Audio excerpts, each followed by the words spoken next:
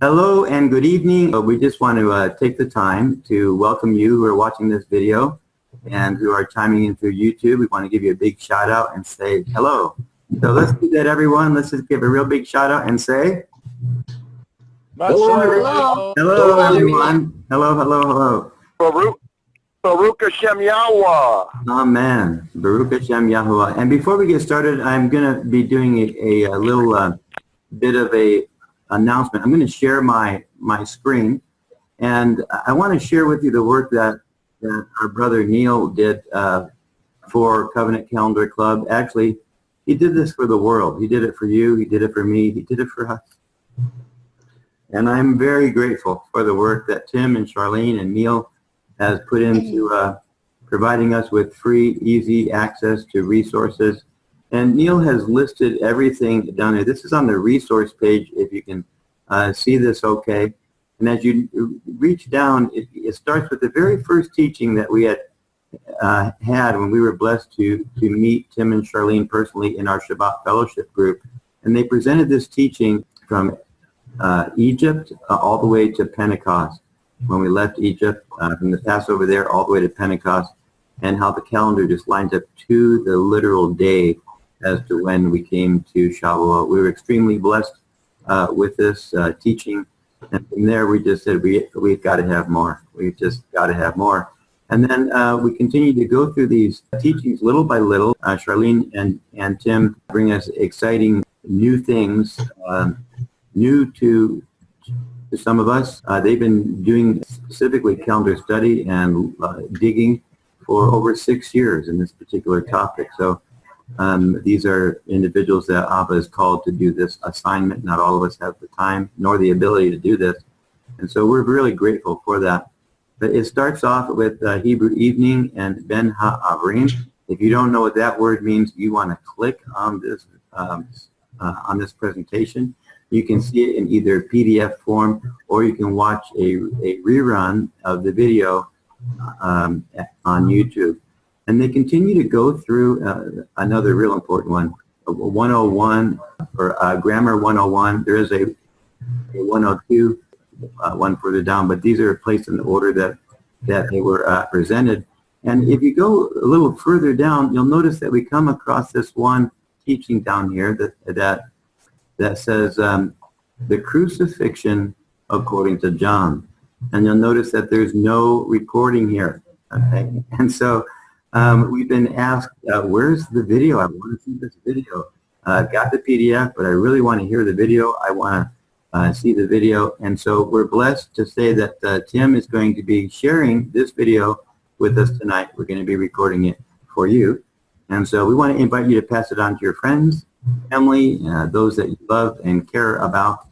And with that said, and just in case you didn't get that address, that's T4 Resource. I'm sorry, Neil, what was the address? I clicked off of it without saying the address. Sorry, it's t4study.com. T4study.com. T4study.com. So you can simply pass that address on to people that you care about, and they can investigate for themselves. And with all that said, I'm going to go ahead and turn everything over to Tim and Charlene, and take it away, brother. Also, we'll all mute our mics so that we can get a nice, clear recording. You want us to hold our questions to the end, Tim? Okay. Yes, we have quite a few slides to go over tonight. It's, okay. As it was last time, it's a long study. I've added a few slides and I've deleted a few slides, and I've had a lot of help from Charlene, and so we'll be working on this together. And I'm excited about it. I think it's a really great study. It covers a lot of ground. It was written, it was written with in mind. If a person saw it for the first time on this topic, they would have quite a general overview of when did the day start. So we're going to be covering a few things that we've already seen. It's going to have some review, some repetition in it if you've seen the last studies and that. But I'm sure you'll appreciate it because it's very detailed and it's it's a very complete study, I think. Yeah. Well, personally, I can't listen to these often enough because faith comes by hearing and hearing by the word of Yahuwah. Faith comes by hearing and hearing by the word of Yahuwah, which is all through your presentation. So absolutely, I'm excited too. Let's go ahead and get started. Okay, I'm going to hit my share screen here. Okay. And see if we can't bring it up. Oh, I The love crucifixion, according to John. How does that look, Mario? That is beautiful. I was looking for a good picture to put in our newsletter or our weekly, mail, and if I would have known you had this picture, I would have said, "Send me the picture. I'll put that in there." That's wow. I tried to create something. It doesn't look as good as that, but I love it. We have to thank Charlene for this picture because it's a brand new picture. She just put that on there, and I really like it too. Yeah, it's beautiful. The crucifixion, according to John, a study on the timing of Yahusha's death. Yahushua HaMashiach ratifies the Melchizedek covenant for you. Through his blood, will you accept? Pretty serious question, that one. The crucifixion, according to John.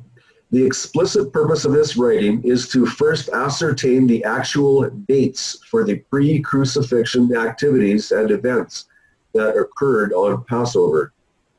Next is to find upon what date and what exact time of the 24-hour cycle these horrific events of the crucifixion transpired.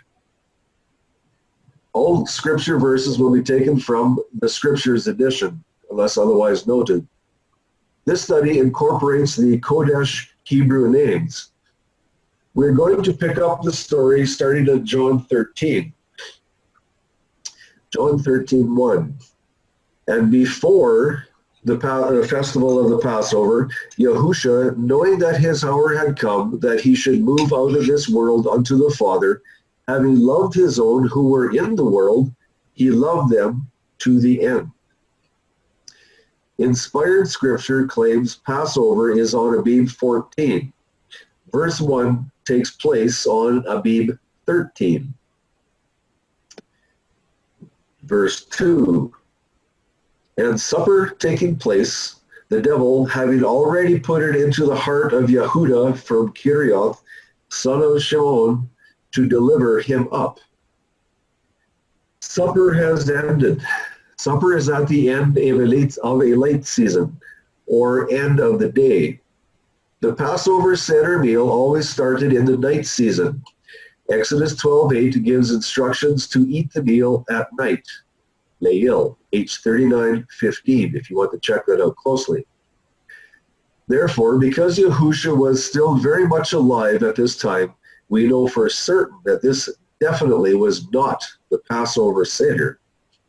It was his last earthly supper with the disciples prior to his death. Yahusha was utilizing it to introduce his apostles to the very rituals that were to replace the physical sacrifices and oblations that were to take place on the following cycle of Abib 14. Abib 14 was the fourth cycle of the week, and that is what we know as Wednesday in pagan terms. It was presently the third cycle, Abib 13, night season. For scriptural support for Passover on Abib 14, here's your verses below. I'm not going to go over them, but you can see them, record them when you look at this again. It cannot be the 12th of Abib because, as recorded by John, when the following dawn occurred, the preparation for the first unleavened bread Sabbath, or the 14th day of Abib, had already begun. John recorded the events much the same as a live broadcast on TV. The events are written down just as they occurred. Step by step, John leads his readers through the different scenarios that are all interconnected. And I've given him the name as Reporter John because that's how he writes, exactly how things happen. Reporter John did not give any indication of Abib 14th, Passover preparation day, arriving before, at, or after sunset, nor after the darkness. 3 visible stars were and are the Jewish traditional requirement for a new day at night. And yes, I use emphasis with with a question mark there. To begin, according to sunset theory. A new day at night? Interesting. There is no mention of a new cycle nor reference to the stars. Therefore, as an inspired reporter of Yahuwah, had the cycle of the week actually changed at sunset, John would have missed a golden opportunity to announce the preparation Passover day had commenced in a perfect succession of events. However, John did no such thing. Why?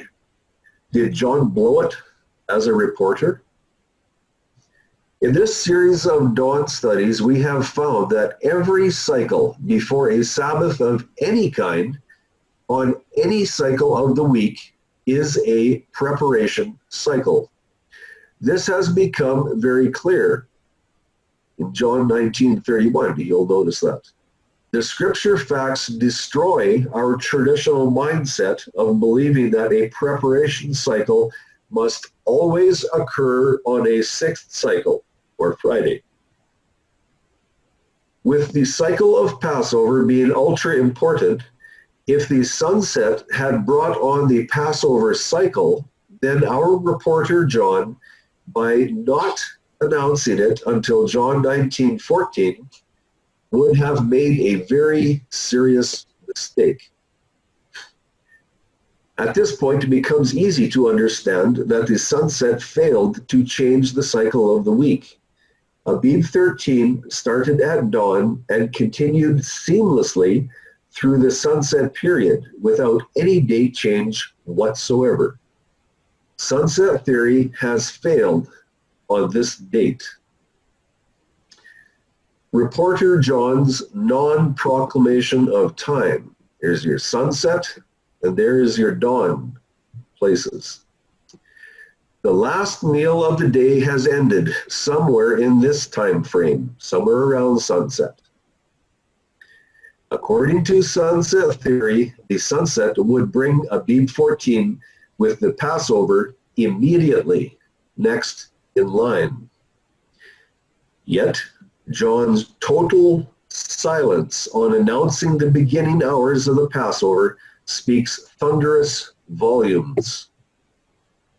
Was John oblivious to the idea that the sunset may have changed Abib 13 to 14 and therefore beginning the Passover feast at sunset?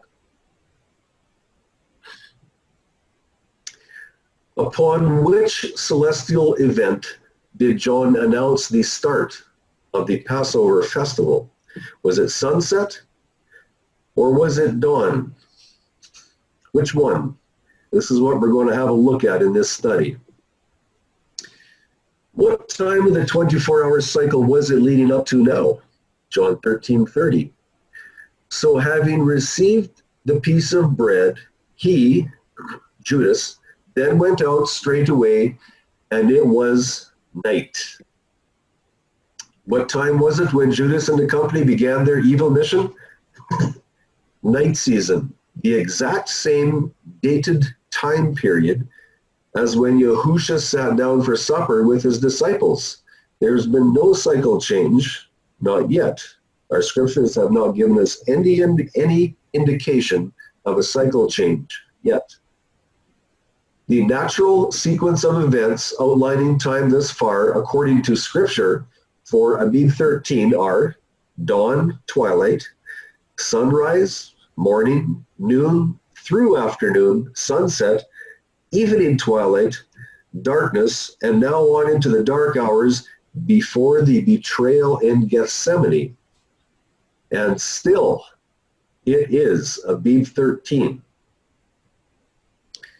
Yahusha gives a lot of instruction, advice, and prayer between John 13:30 and John 18:1, where we learn they went into the Garden of Gethsemane. The story picks up in verse 3, John 18:3. Yehuda then, having received the company of soldiers and officers from the chief priests and Pharisees, came there with lanterns and torches and weapons. Torches and lanterns were being utilized because it was still nighttime. It is still the same calendar date that began the Last Supper during the daylight season. See Matthew 26, verse 20.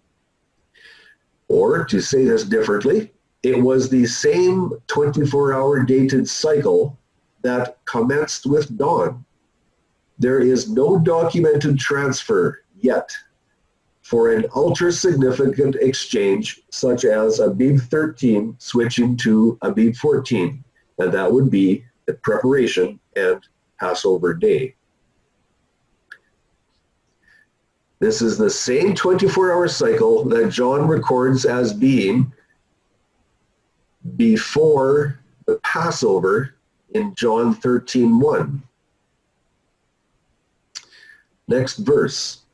The Jews did not want to defile themselves by entering the court of Pilate later on the same night before the Passover. We look at verse 28. Then they led Yahusha from Caiaphas to the palace, and it was early.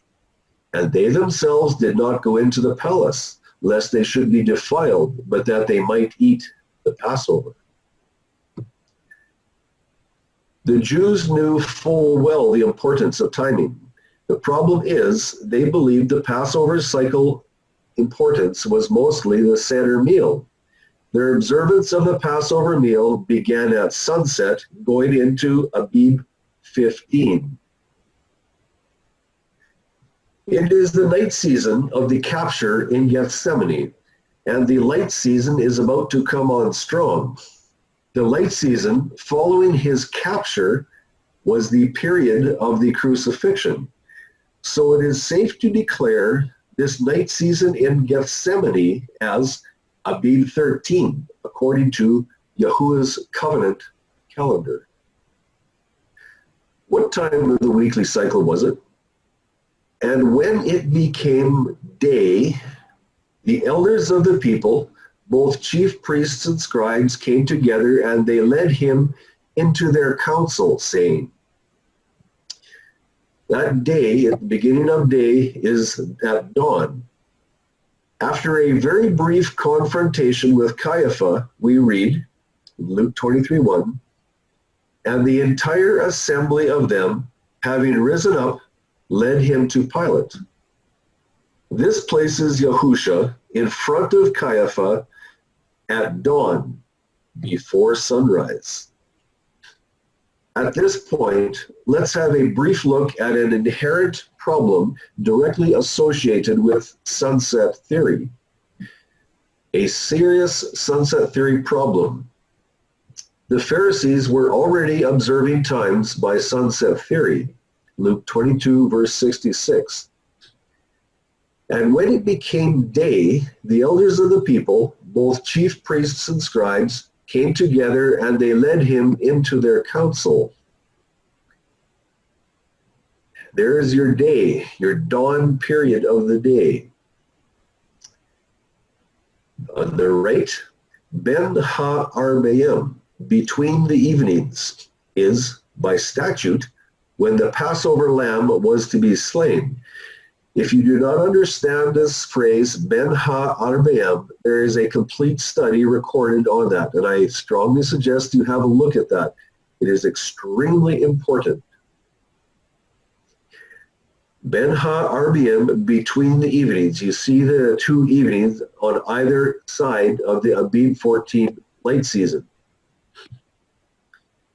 By statute, the Passover meal was to be eaten Abib 14 night season with the slain lamb's flesh and unleavened bread.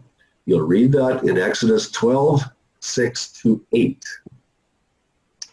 But wait, Yahusha was not slain by morning. He was very much alive. And we know that Yahusha must duplicate the patterns set out by the Passover lamb that was slain through the centuries. So if he's duplicating that pattern, why is Yahusha still alive? What lamb's flesh was eaten here? You'll see on the left side, that is where they were to have their meal. What lamb was eaten with that meal? What lamb's flesh was eaten before it was slain? That's what the actual question is.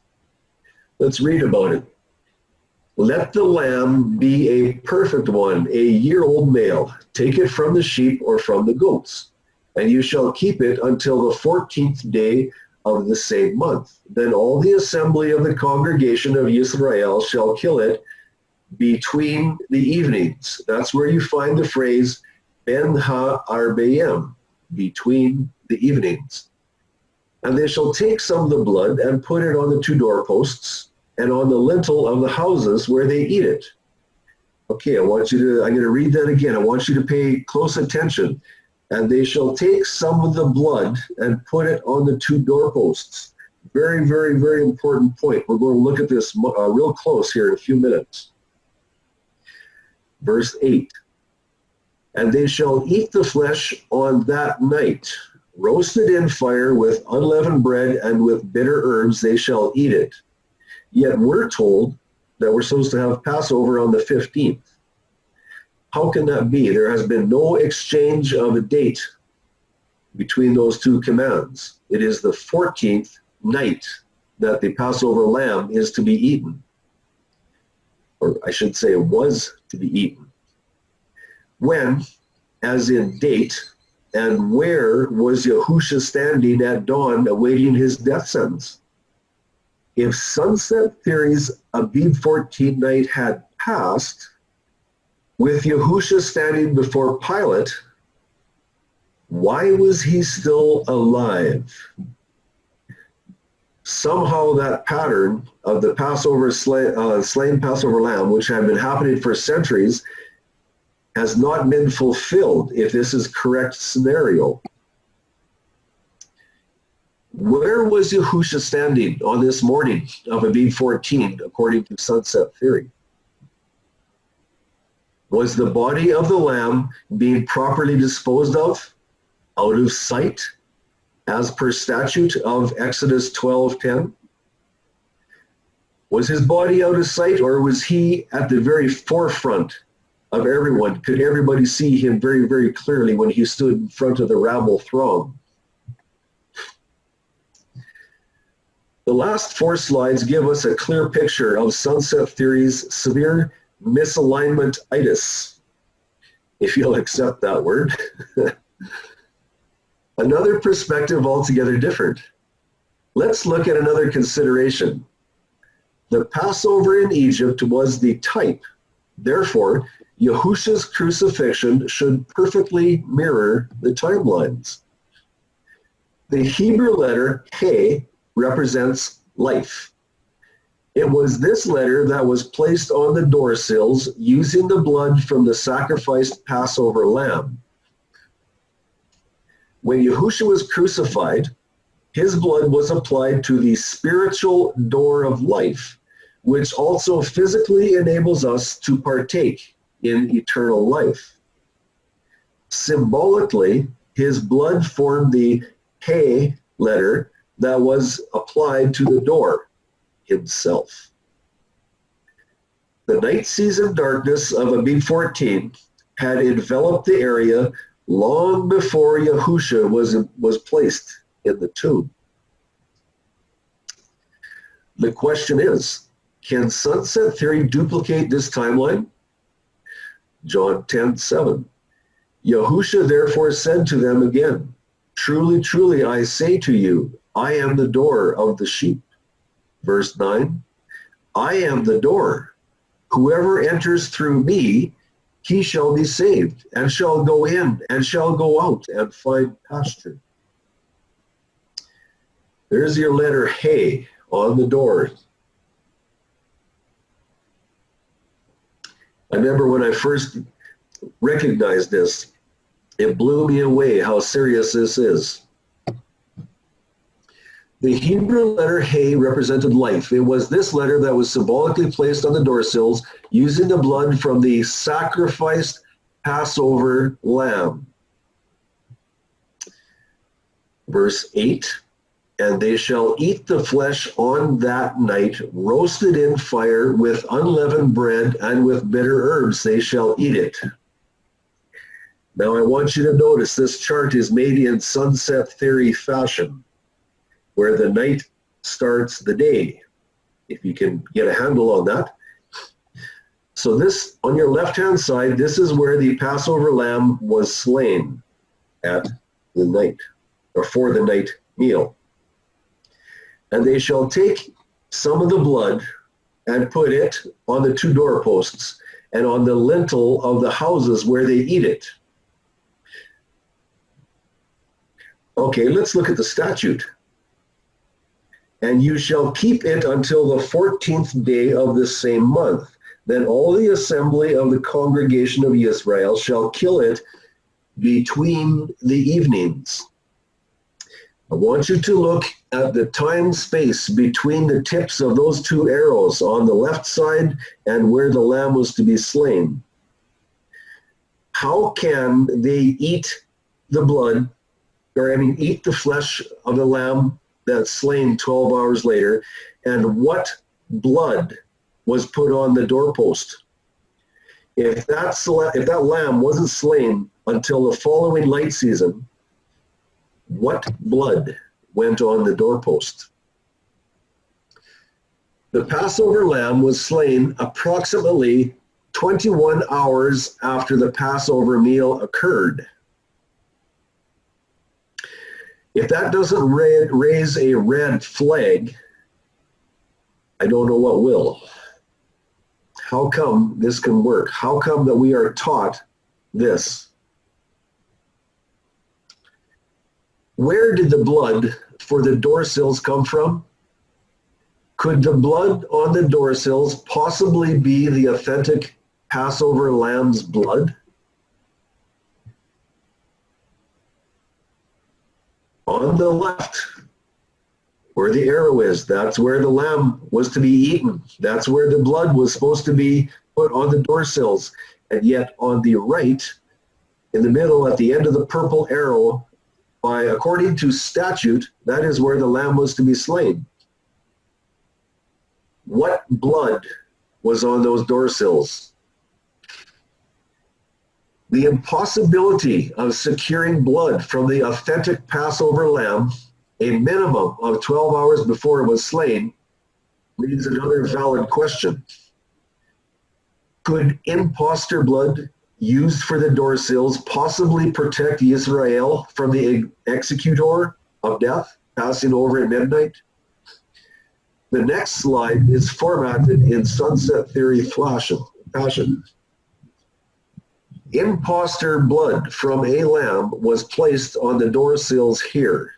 And I hope you understand why I say imposter blood, because it wasn't until the following light season in the afternoon that the lamb was slain.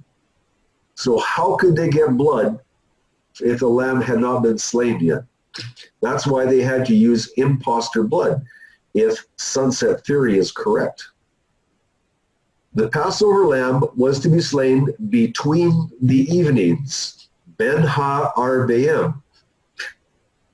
There is your two Erev mixtures of light and darkness, before sunrise and after sunset.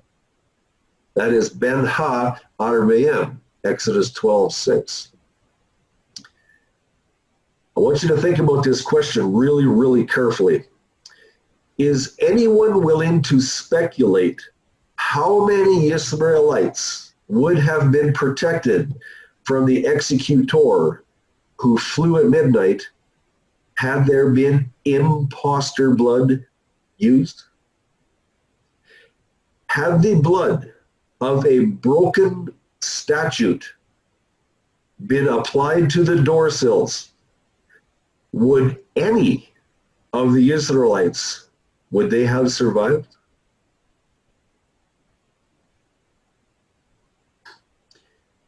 It becomes astonishingly incredible that sunset theory has failed to fulfill and or align with the scriptures thus far. This matter is rapidly becoming extremely serious. Now that we have recognized some of the regulations for the Passover period in Mitzrayim, let's return back to John and tune into his recordings. Will John's recordings align with the statutes when given a sunset theory application, or will Dawn design shine brilliantly?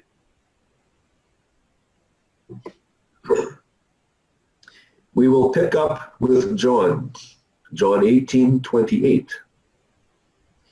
Then they led Yahusha from Caiaphas to the palace, and it was early. And they themselves did not go into the palace, lest they should be defiled, but that they might eat the Passover. The statutes of Yahuwah have effectively removed the sunset theory's flag. We are now enabled to consider another option with the origin derived from the Torah. Yahusha was standing before Pilate at dawn of Abib 14. The Last Supper is with the disciples, and that was what he ate on Abib 13 night season. It was not the Passover meal. In the night season, Yahusha was captured in Gethsemane. Actually, it was more of a voluntary surrender. Yahusha, paraded through the courts, is presented to Pilate. Excuse me. Yahusha stands before Pilate as the dawn commences. Yahusha is now standing before an earthly authority figure, Pilate. Was Pilate well aware of the traditions of the Jews? Was Pilate searching for an easy way out of a serious situation with the Passover feast rapidly approaching within minutes? Pilate had expressed his opinion of no guilt found in Yahusha. Was he expecting the rabble crowd to release Yahusha instead of Barabbas? Here's what he said in John 18:39. But you have a habit that I shall release someone to you at the Passover. Do you wish, then, that I release to you the sovereign of the Yehudim? In John 19:1-12, we read of the terrible crimes done to our Savior, Yahushua HaMashiach. Then we come to the time when Yahusha was before Pilate. John 19:13. Therefore, when Pilate heard these words, he brought Yahusha out and sat down in the judgment seat in a place that is called pavement, but in Hebrew, Gabbatha. Up to this point, dawn, there has been no change in the cycle of the week from the time before the Last Supper occurred. The Last Supper event took place on Abib 13, and up to this point in time, it was still Abib 13. What extremely revealing statement did John document at this point in time?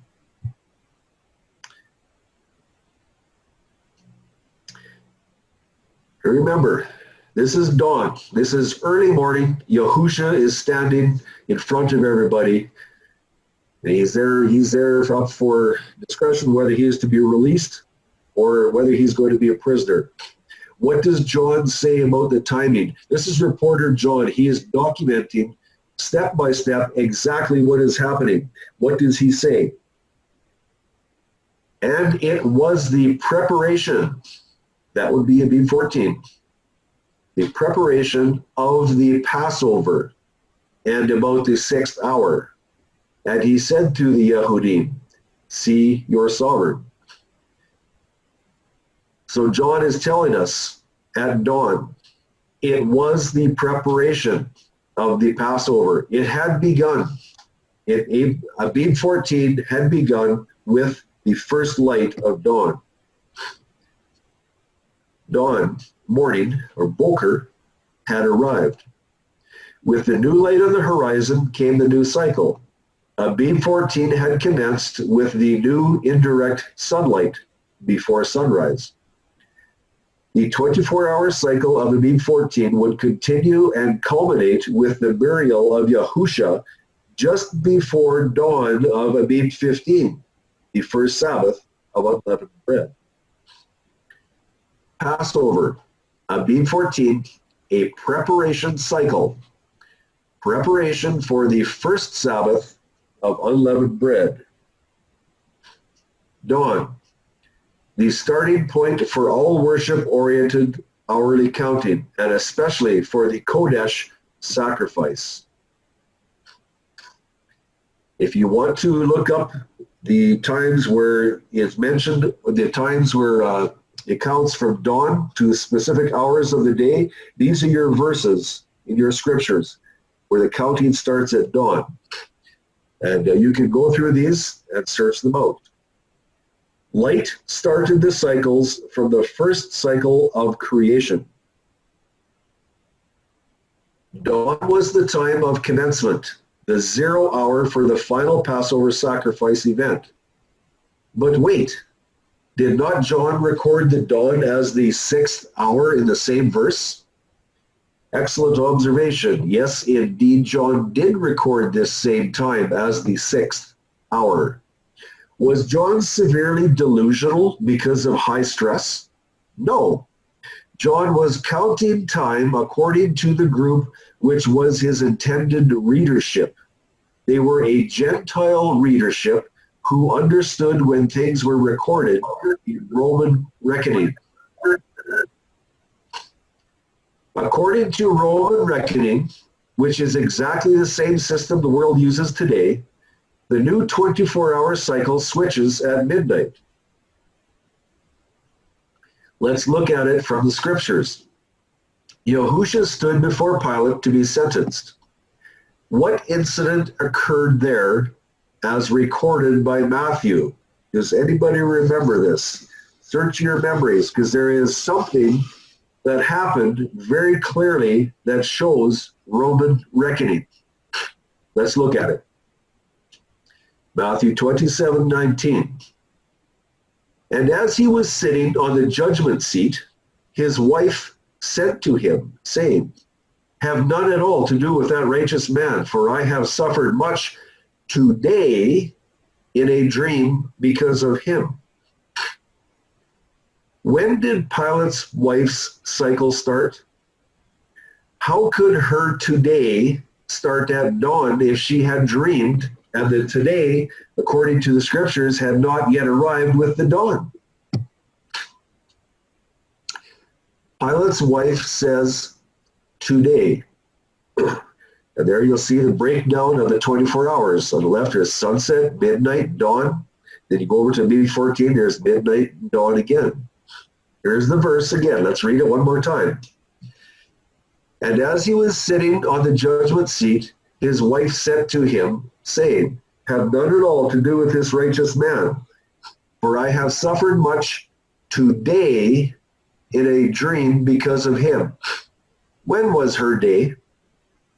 She was of Roman descent.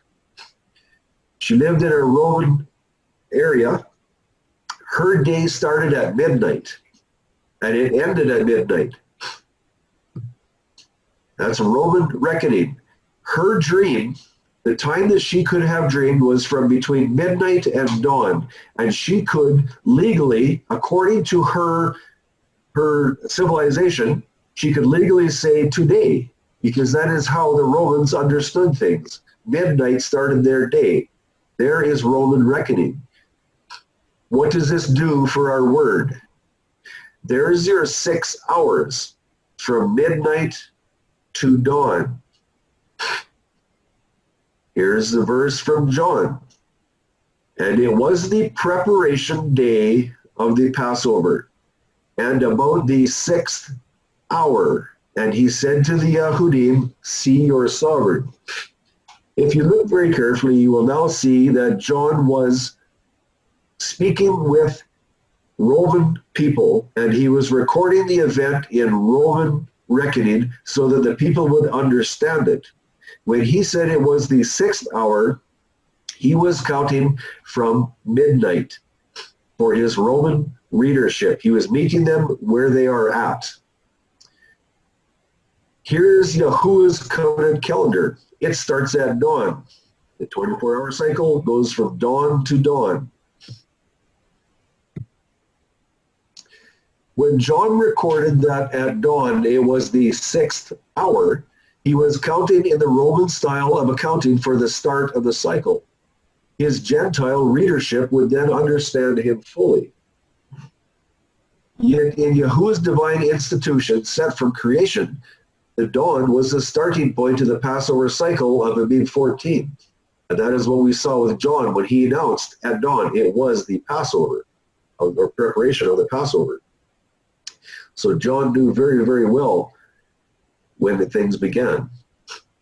Matthew confirms the timing quite well as being in the morning, dawn.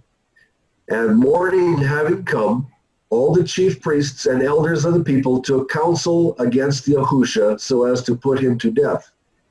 And having bound him, they led him away and delivered him to Pontius Pilate, the governor. We're going to look at another graphic here. We're going to look at the cycle change from Abib 13 to Abib 14 morning. And when evening came, he sat down with the 12. Now remember, this is Abib 13. He sat down with the 12. This is evening. This is after sunset, because that word evening means, or the word is erev, and the base meaning of it is mixture. That is the light and darkness mixtures. That can only happen after the sunset. So let's read this verse in Matthew 26, verse 29. But I say to you, I shall certainly not drink of this fruit of the vine from now on till that day when I drink it anew with you in the reign of my Father. And having sung a song, they went out to the Mount of Olives. Okay, this is Abib 13 night season. There is your 6 hours from midnight to morning, Roman reckoning. Yahusha is captured and paraded through man's courts. He is eventually brought at dawn before Pilate at Gabbatha, or Gabbatha. We read about that in John 19:13. Here's the next slide. The cycle change from Abib 13 to Abib 14 morning. This is number 2. Remember, 6 hours from midnight to morning, Roman reckoning. There's your 6 hours.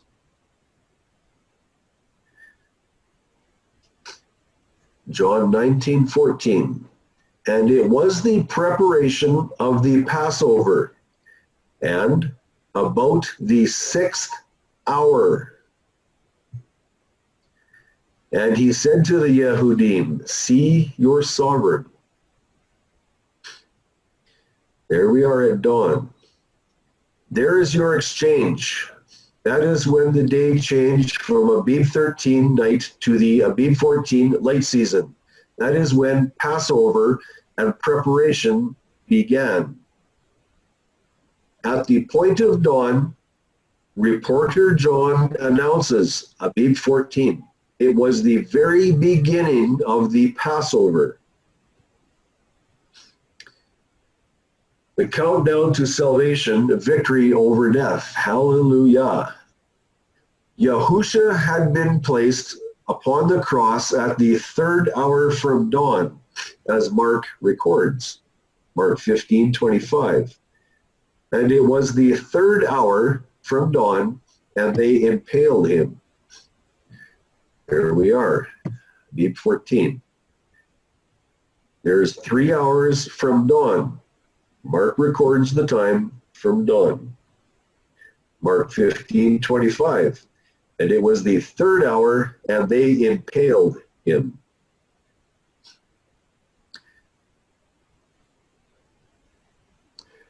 The 6th to the 9th hour from dawn. Matthew 27:45. And from the 6th hour there was darkness over all the land until the 9th hour. And you'll see that in Mark 15:33 and Luke 23:44. From the 6th to the 9th hour there was darkness. And it was the darkest hours of this earth in every way. The 9th hour, the volunteered sacrifice of Yahushua HaMashiach. There's the dawn of Abib 14. There's your 3rd hour. There's your 6th hour. There is your 9th hour.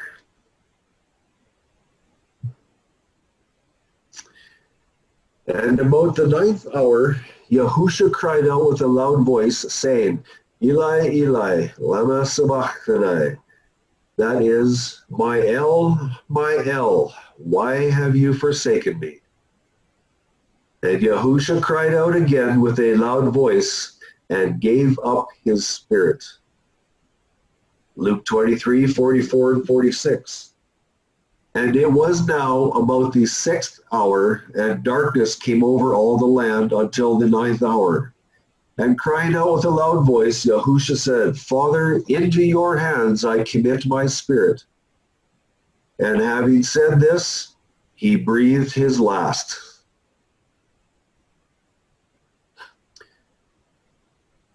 You can read about this in Mark 15:34 and 37, and in John 19:30.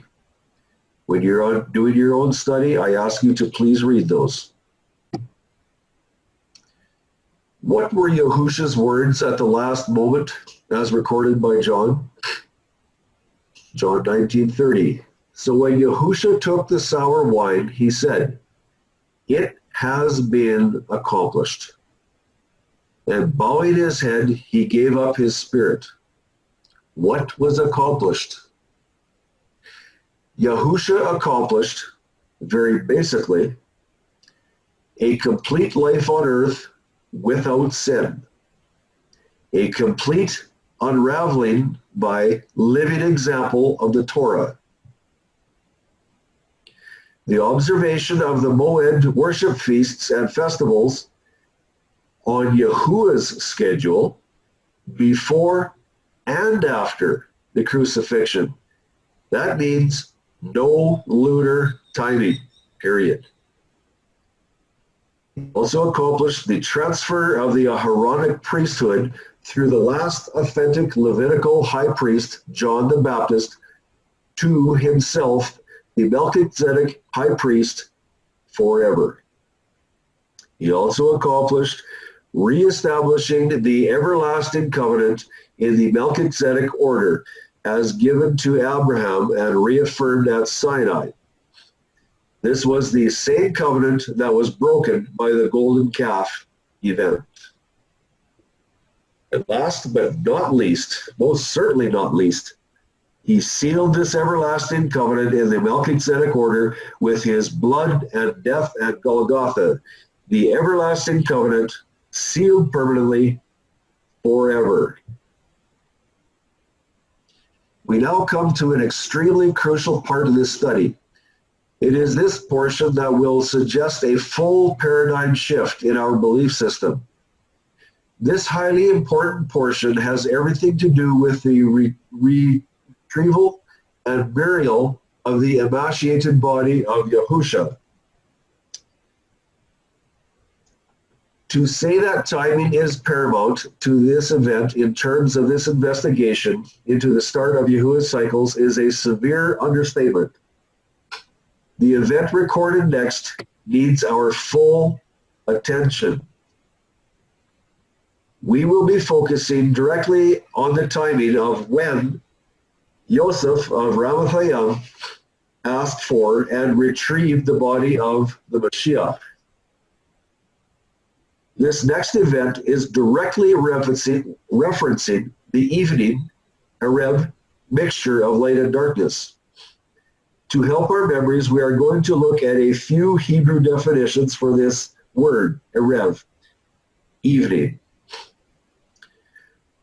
Charlene, do you want to read this for me, please? Yes, I can. Thank you. It is a good review. Because Strong's is so common, let's start looking at H6153, where they declare the root word to be, and that is 6150 from the same spelling.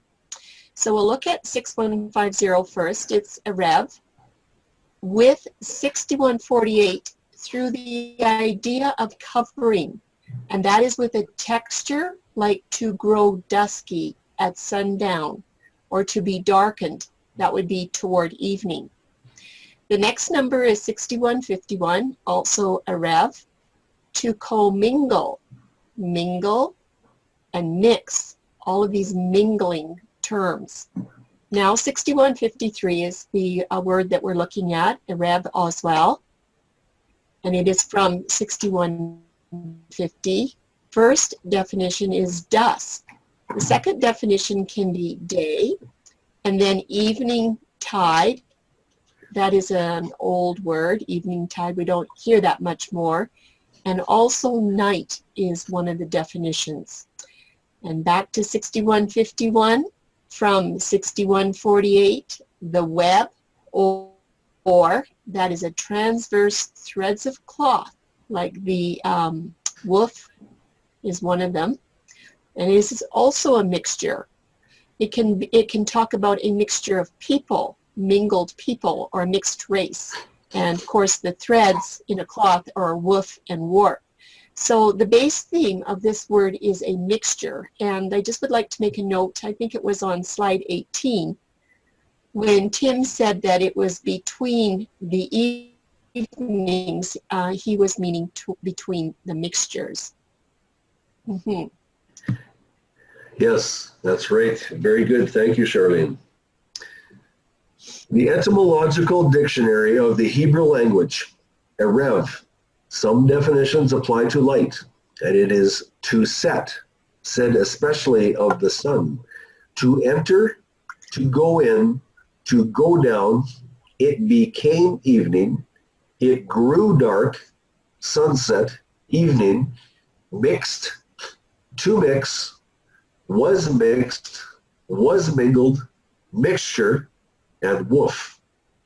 What is woof? When I looked at that, I had to chuckle. What is woof? Webster's dictionary says, to weave the threads across the warp, the weft. That's a very definite mixture. A Hebrew-English lexicon by John Parkhurst. This is from 1762. And I want you to note that this lexicon does not use the Masoretic vowel points. Very, very interesting. The definitions: to mix, mingle, be mingled, a mixture, mixed multitude, rabble of flies or insects. He then gives text where the flies apply. The mixers, mixed ones, light and spirit mixed together. The heavens or celestial fluid consists of this mixture.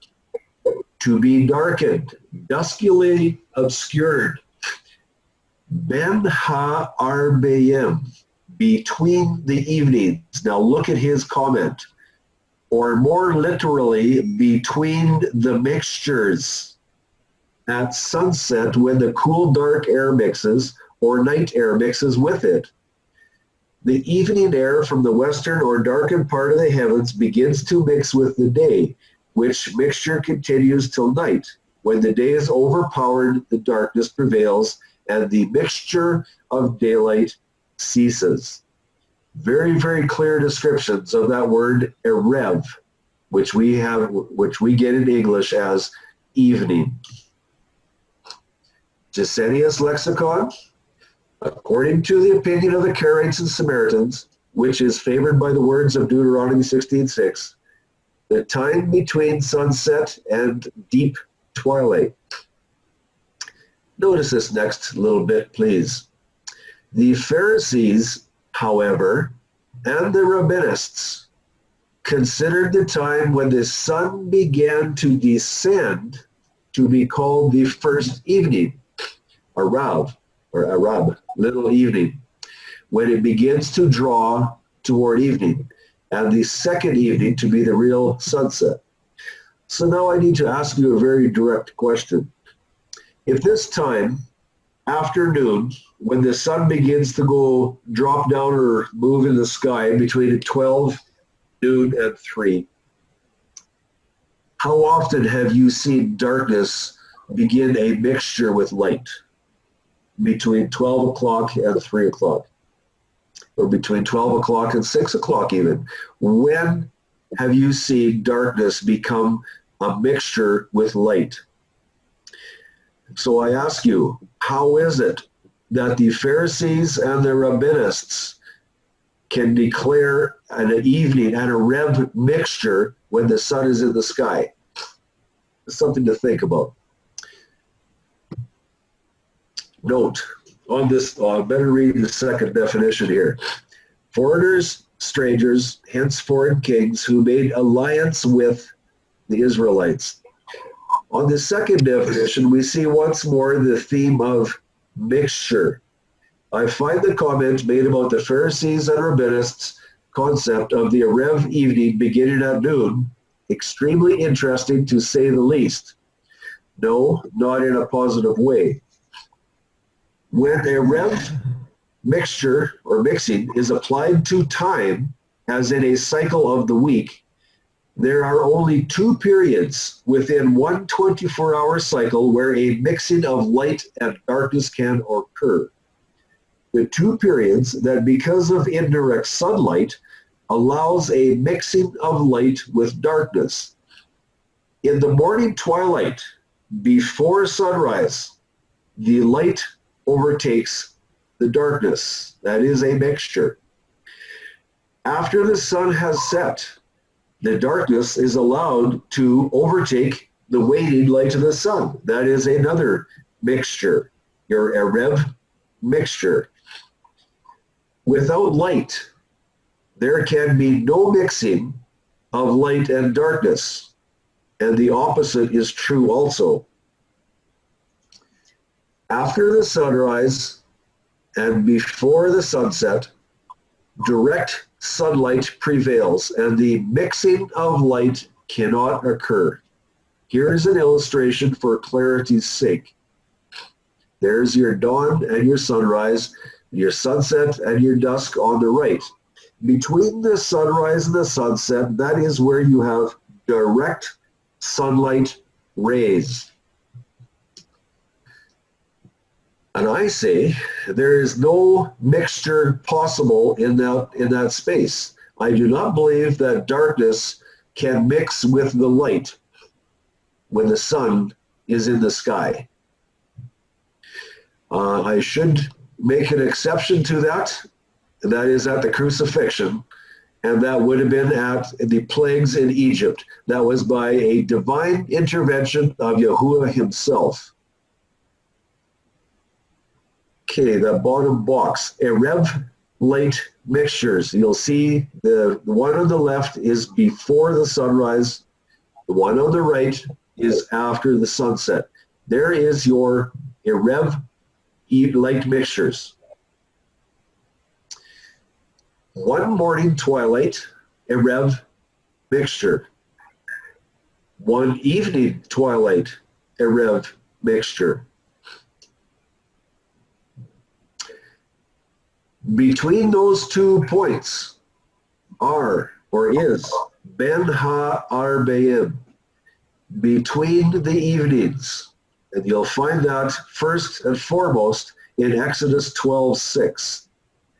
Note the location of the mixing of light and darkness in relation to the sunset. Also recall that in sunset theory, the sunset changes the cycle of the week. With this in mind, we can now progress to the words as written in the scriptures pertaining directly to when Joseph asked for the body of Yahusha. This becomes very, very important. But we're going to look first a bit at Matthew 27:57.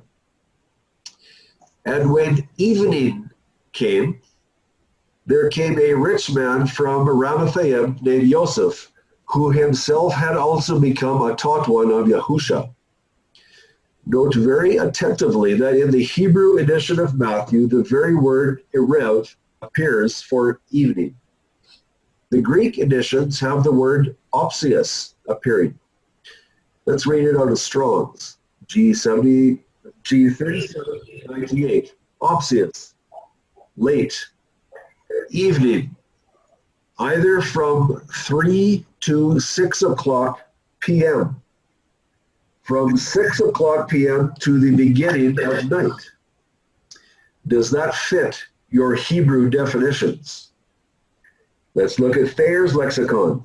Evening, either from our 3 to 6 o'clock p.m. or from our 6 o'clock p.m. to the beginning of the night. After the section where the Thayer's lexicon lists either from our 3 to 6 o'clock p.m., it also lists several texts where this word applies.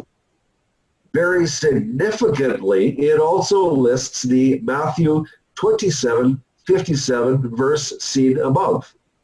This would indicate that Thayer's wishes for us to accept that the evening mixture is before the sunset. This is against the Hebrew definitions from the Old Testament and seen throughout. So, did Mr. Thayer, did he consider the Hebrew definitions? Or did he just accept what he was taught from a certain division of people who do not accept what's written in the scriptures? We must be very, very careful in what we read. Interestingly, for a person who is willing to do just a surface reading, these resources will, by default, promote the burial of the body of Yahusha before the sunset, thus promoting sunset theory and ultimately a Sunday resurrection. Can we trust these resources? Do they reveal the word of Yahuwah without wavering? Yes, those questions are very serious. These questions are not just questioning the two resources listed, but is inclusive to all study tools. Be very certain that the questions are not to remove the value of the study tools, but is specifically suggesting caution combined with the importance of proving all things according to the scriptures.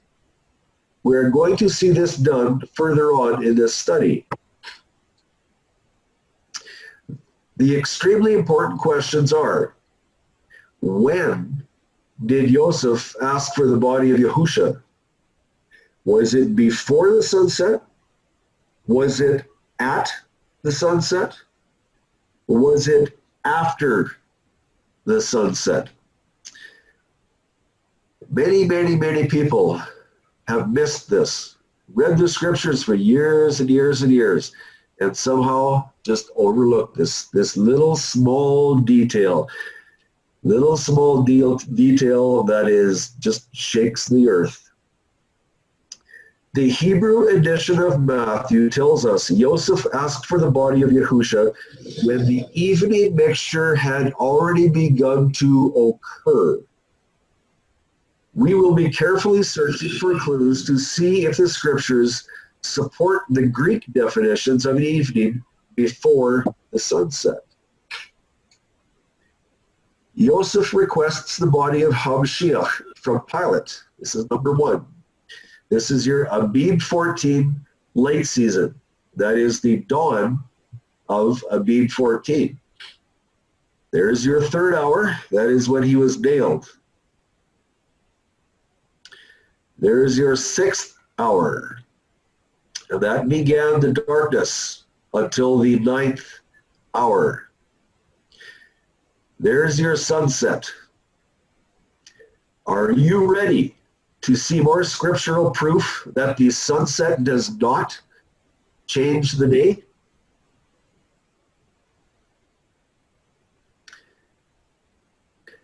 And when evening came, that's the Erev mixture, which occurs after the sunset again. And when evening came, there came a rich man from Ramathaim named Yosef, who himself had also become a taught one of Yahusha. He went to Pilate and asked for the body of Yahusha. Then Pilate commanded the body to be given. Did the sunset change the cycle? Did you receive your answer?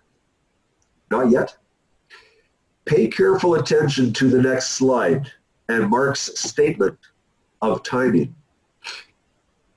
Once again, dawn of Abib 14, your 3rd, 6th, and 9th hours, your 3 hours of darkness, your sunset has occurred. How do we know?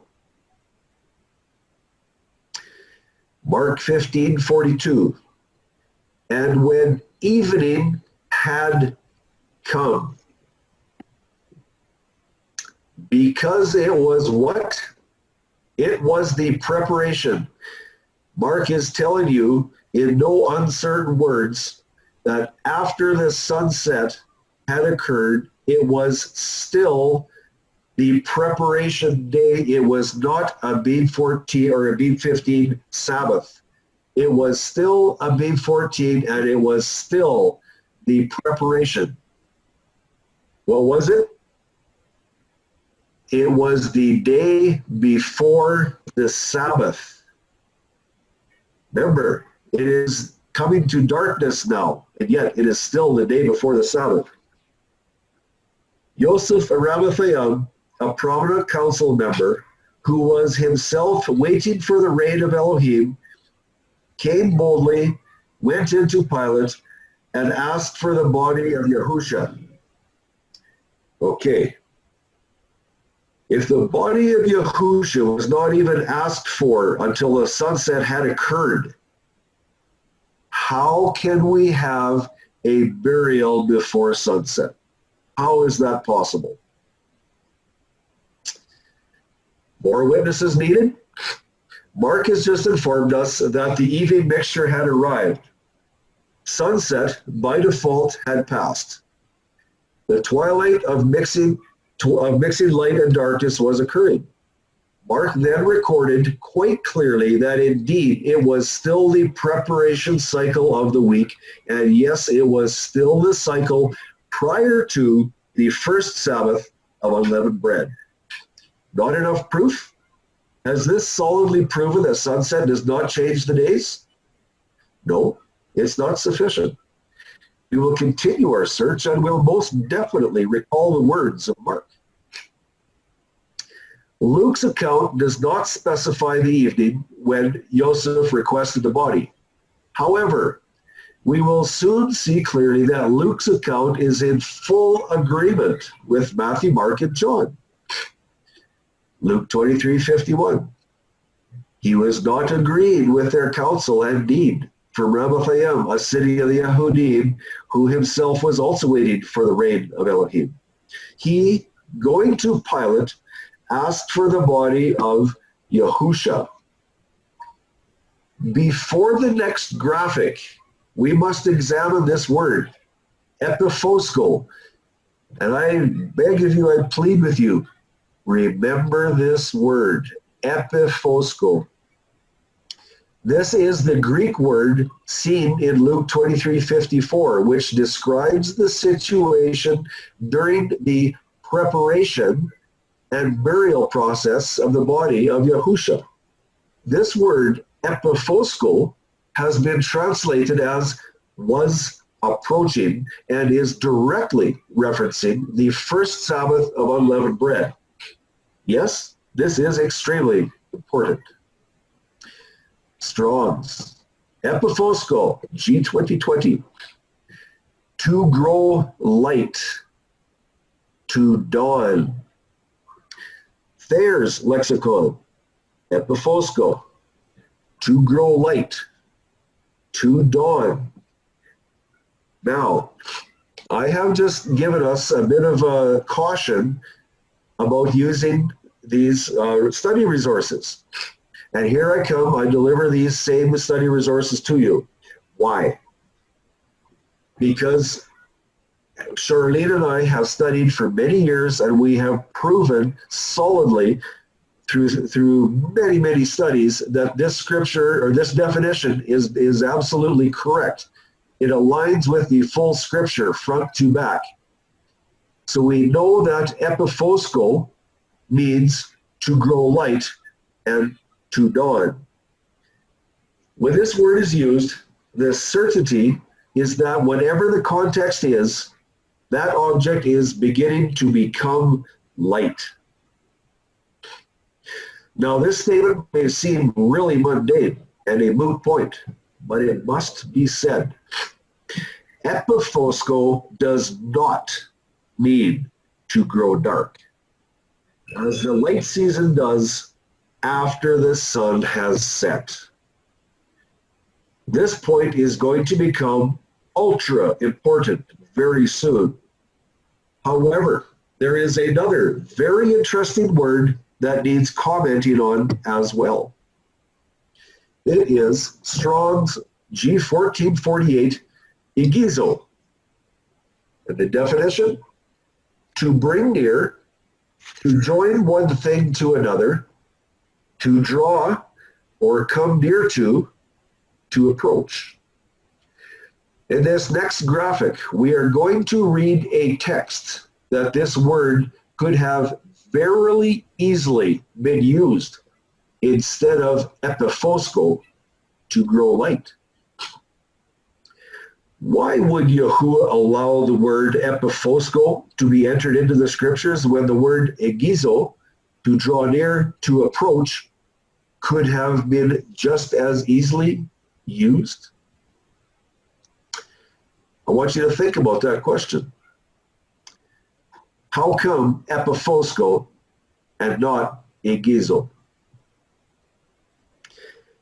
Is Yahuwah being super specific with an isolating accuracy, not allowing even one hint of a mistake whatsoever as to the precise time of the cycle he desires us to understand?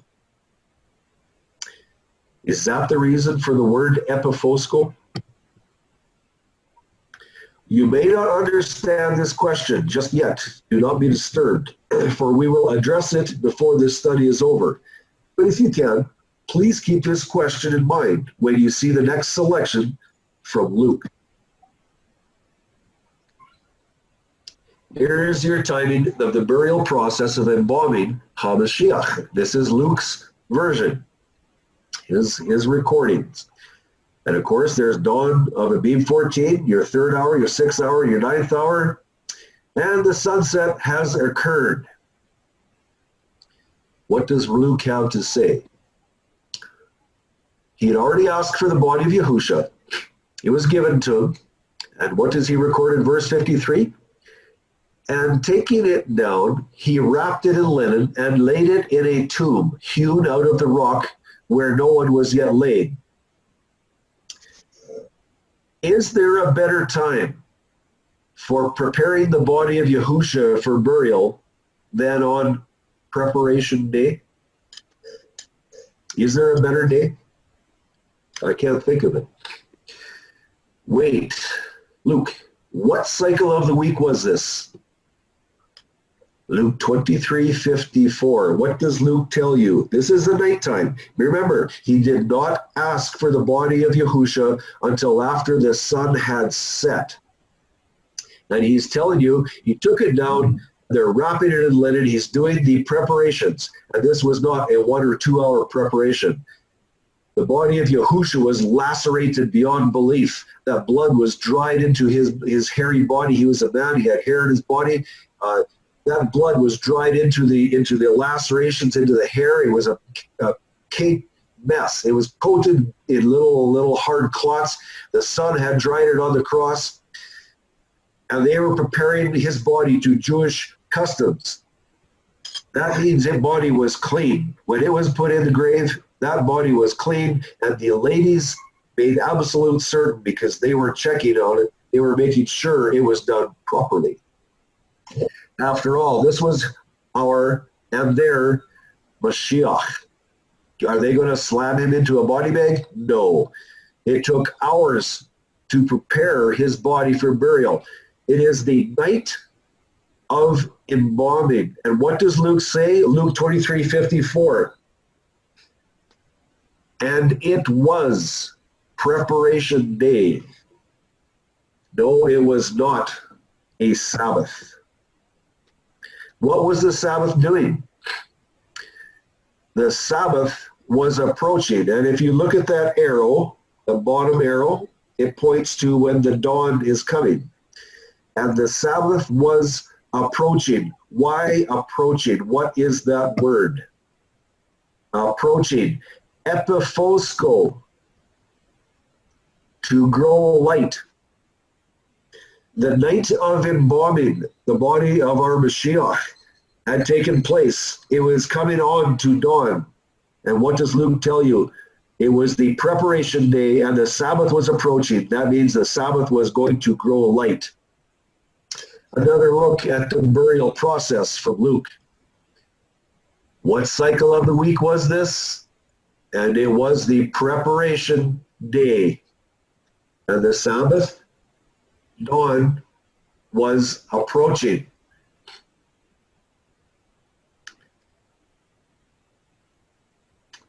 To grow light.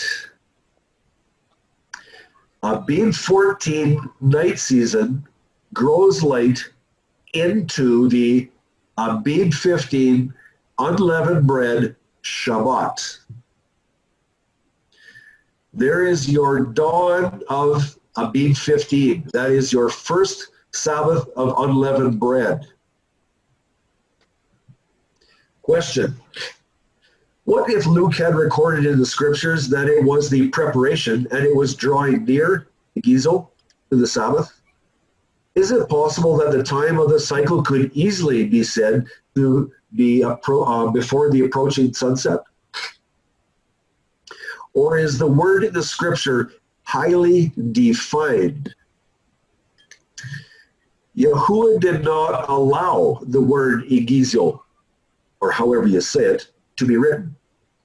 Instead, Yahuwah intended the highly accurate and specific word epiphosko to be recorded instead. Luke used the word epiphosko, to grow light. He recorded the details with exact timing of when, within the 24-hour cycle, the burial events took place. He made it extremely clear. The preparation day and final burial details, known as location and time, display how and when the first Sabbath of unleavened bread commenced from the crucifixion cycle.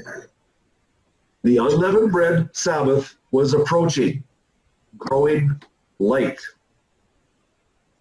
What time of the 24-hour cycle grows light? Is it not in the morning? I am blessed. I get up every morning early, and I get to watch the sunrise. It's beautiful. It is absolutely beautiful. I know absolutely 100% that is the time of day that grows light. That is my epiphosko. Luke is telling us very clearly that as the final burial details were being accomplished, while it was the Abib 14 preparation cycle, the timing was very close to morning or dawn. Is there another witness to the placing of Yahusha in the tomb on the preparation? John 19:42. There, then, because of the preparation of the Yahudim, they laid Yahusha because the tomb was near. John confirms that indeed when Yahusha was laid to rest in the tomb, it was still Abib 14 and the preparation cycle.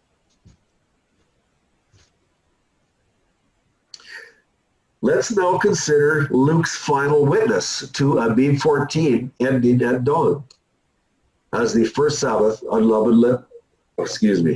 as the first Sabbath of unleavened bread is about to begin. Luke 23:55. And the women also, which came with him from Galilee, followed after and beheld the sepulchre and how his body was laid. And they returned and prepared spices and ointments, and rested the Sabbath day according to the commandment.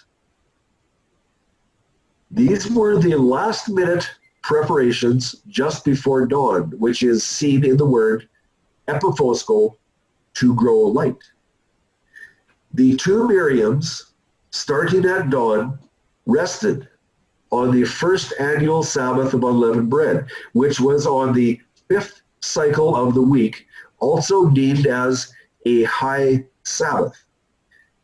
And I would like to note here that it is the only Sabbath that is noted as a high Sabbath. It is the first Sabbath, the first Sabbath of the annual feasts. It is the high Sabbath. I do not know of another Sabbath that is deemed as a high Sabbath, not in the scriptures. We have gone on a roundabout journey to discover exactly when Joseph asked for the body of Yahusha. We have seen two written witnesses that Joseph asked for the body of Yahusha after the sun had set. Both witnesses declaring it was still the preparation. We have seen through the detailed account of Luke that it was not even remotely possible that Yahusha was buried before the sun had set. With this in mind, please consider the next slide carefully. What about the Greek word opsios, translated as evening, written in our edition of the scriptures? Question number 1. Is it even remotely possible that the word opsios, translated as evening, can indicate that the body of Yahusha was requested and received before the sunset? Please think on this for a minute. Are we then able to trust the study tools implicitly to render truth to us from their writings? Or should we be proving all things like the scriptures advised us to do and heed Yahusha's warnings about false scribes? Question number 2. Is it possible that the sunset theory has failed to align with the scriptures thus far? We still have a fair bit of information to sort through yet. Will this information expose a 4th cycle crucifixion? Really? Let's look at it. Charlie, can you read this for me, please?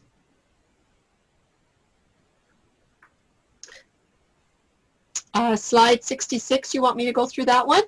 Please. I would appreciate that. Okay. What was the rabble crowd of the Pharisees and the impostor chief priest doing on this first 24-hour period of the Kodesh convocation for the Feast of Unleavened Bread? We're going to read about it in Matthew 27:62. He says, on the next day, which was after the preparation, so we're talking about Abib 15, or the first unleavened bread, Sabbath, the chief priests and the Pharisees gathered together to Pilate, saying, Master, we remember, while he was still alive, how that deceiver said, after 3 days I am raised. Command then that the tomb be safeguarded until the 3rd day, lest his taught ones come by night and steal him away, and should say to the people, he was raised from the dead, and the last deception shall be worse than the first. So Pilate said to them, you have a watch. Go and safeguard it as you know how. And in verse 66, and they went and they safeguarded the tomb, sealing the stone and setting the watch. Thank you, Charlene. I appreciate that. because my nose is running away with itself. Sometimes I need to just take care of it. Matthew 27:62 has indicated quite strongly that indeed it was the first Sabbath of unleavened bread, the cycle after the Passover. It was on this morning after the crucifixion that the rabble group assembled to deliver their request to Pilate. What was this request? It was for 3 cycles of Roman sentry guard at the stone door of the tomb. Matthew 27:63, saying, Master, we remember while he was still alive how that the deliverer said, after 3 days I am raised. Verse 64, command then that the tomb be safeguarded until the 3rd day, lest his taught ones come by night and steal him away, and should say to the people, he was raised from the dead. And the last deception shall be worse than the first. What was Pilate's response? Matthew 27:65, you have a watch. Pilate did not quibble nor reshape the time span of their request for the 3 days of Roman guard. They asked to complete the 3 cycles with a Roman guard, and Pilate honored the request. Is it possible that these rabble leaders saw that the body of Yahusha was not taken off the cross until after the sun had set? Is it possible that these same leaders knew how long it took to prepare the body and bury it before morning? Is it possible that these evil men knew the statutes concerning the remains of the Passover lamb that must be placed out of sight by the morning of 1.15, the unleavened bread convocation? And once again, is it possible that these men did not understand the 3 days and 3 nights was to start from the time that Yahusha died and not placed in the tomb at morning? Approximately 15 hours had already passed since Yahusha's death, so the request to complete the hours of the 3rd cycle could have involved only 57 more hours. However, we are only told that the next morning, the morning of the first Sabbath of unleavened bread, the Jews requested a watch, citing Yahusha's words, after 3 days I am raised. This Roman guard would have supposedly foiled any rescue attempt of Yahusha's body during any of the night hours of the 1.14. Matthew 27:64. Command then that the tomb be safeguarded until the 3rd day, lest his taught ones come by night and steal him away, and should say to the people, he was raised from the dead, and the last deception shall be worse than the first. Had Yahusha been crucified on a 6th cycle, Friday, 24 hours would have been the longest amount of time that would have been needed to reach the 1st cycle morning, or Sunday.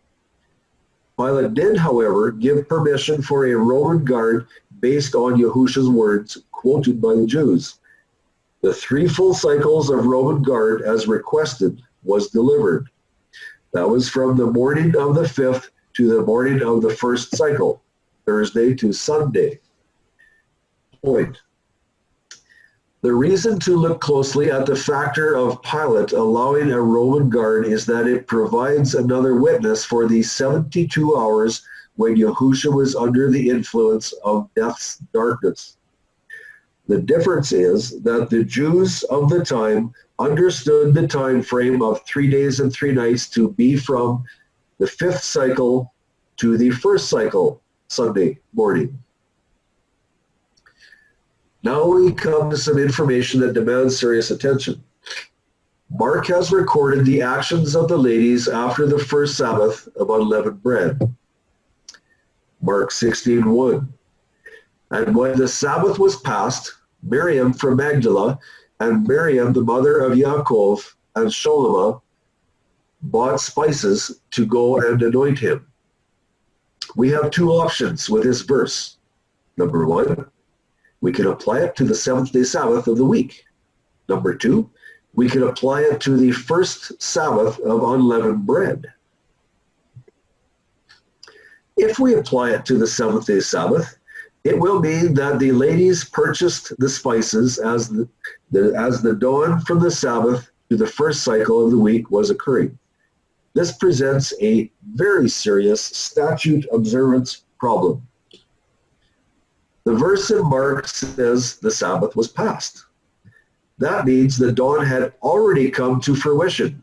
Dawn was occurring. Now let's look at some other verses. Luke 24:1. And on the first day of the week, at early dawn, they came to the tomb, bringing the spices which they had prepared. The ladies were bringing spices which they had already prepared. Those spices were with them.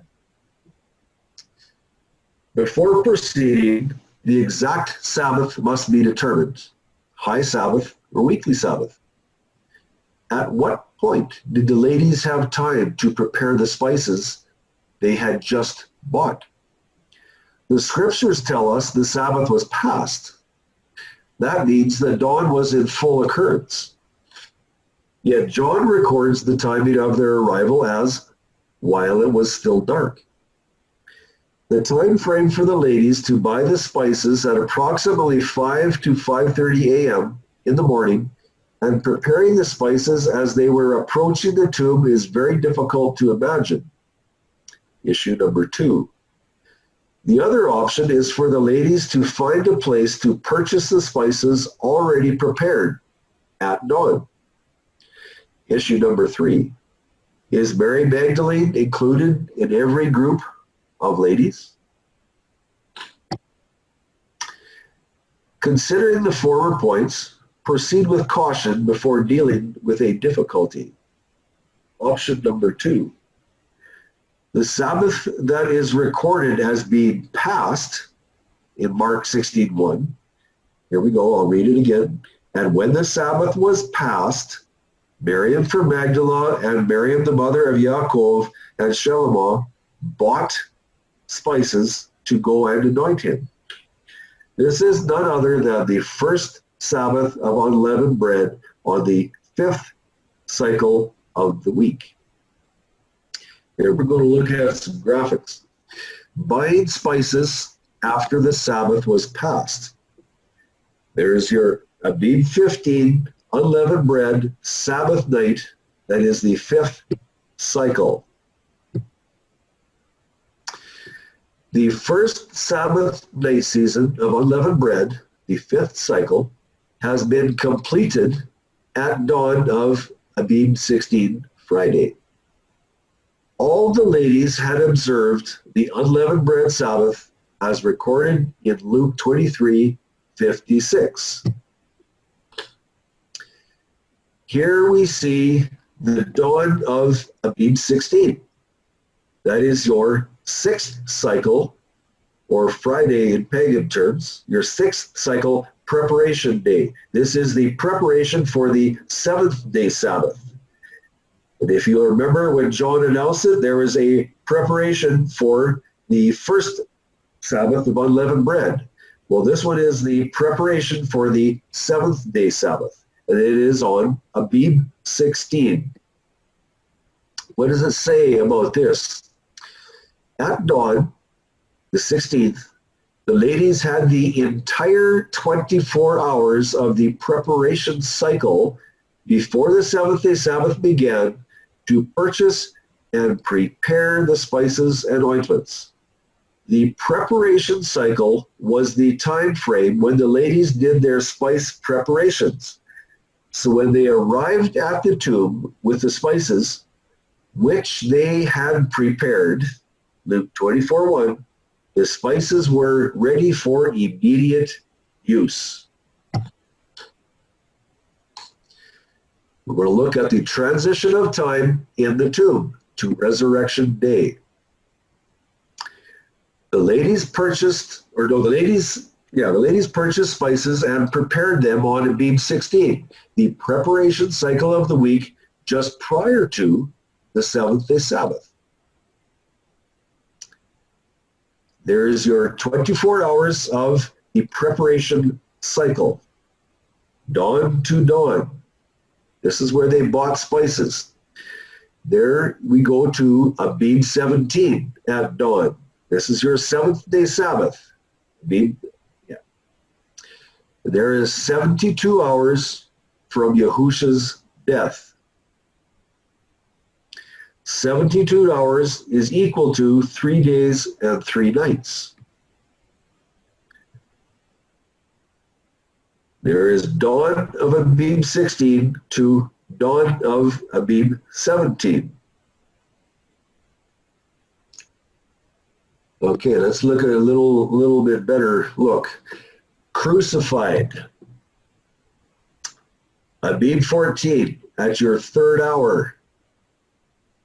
He gave up his spirit at the 9th hour. And his body was out of sight before Abib 15 morning. That is by statute. Look that up in Exodus 12:10. He had to duplicate the pattern set at the first Passover. And here we go. The ladies rested according to the command. That is your Abib 15, 5th cycle, unleavened bread Sabbath.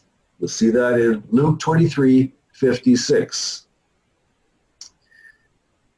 From Abib 15, we go to Abib 16. This is the 6th cycle, or Friday as we know it in pagan terms. This is your 6th cycle, the preparation before the 7th day Sabbath. This is when the ladies bought and mixed the spices. They had 24 hours to do so if they so required. And here we go to the Abib 17. This is your 7th day Sabbath. There's your 9th hour markers. That is when he died. That is when his voice said, "It has been accomplished." That is when he asked Yahuwah why this had to happen. Why have you forgotten me?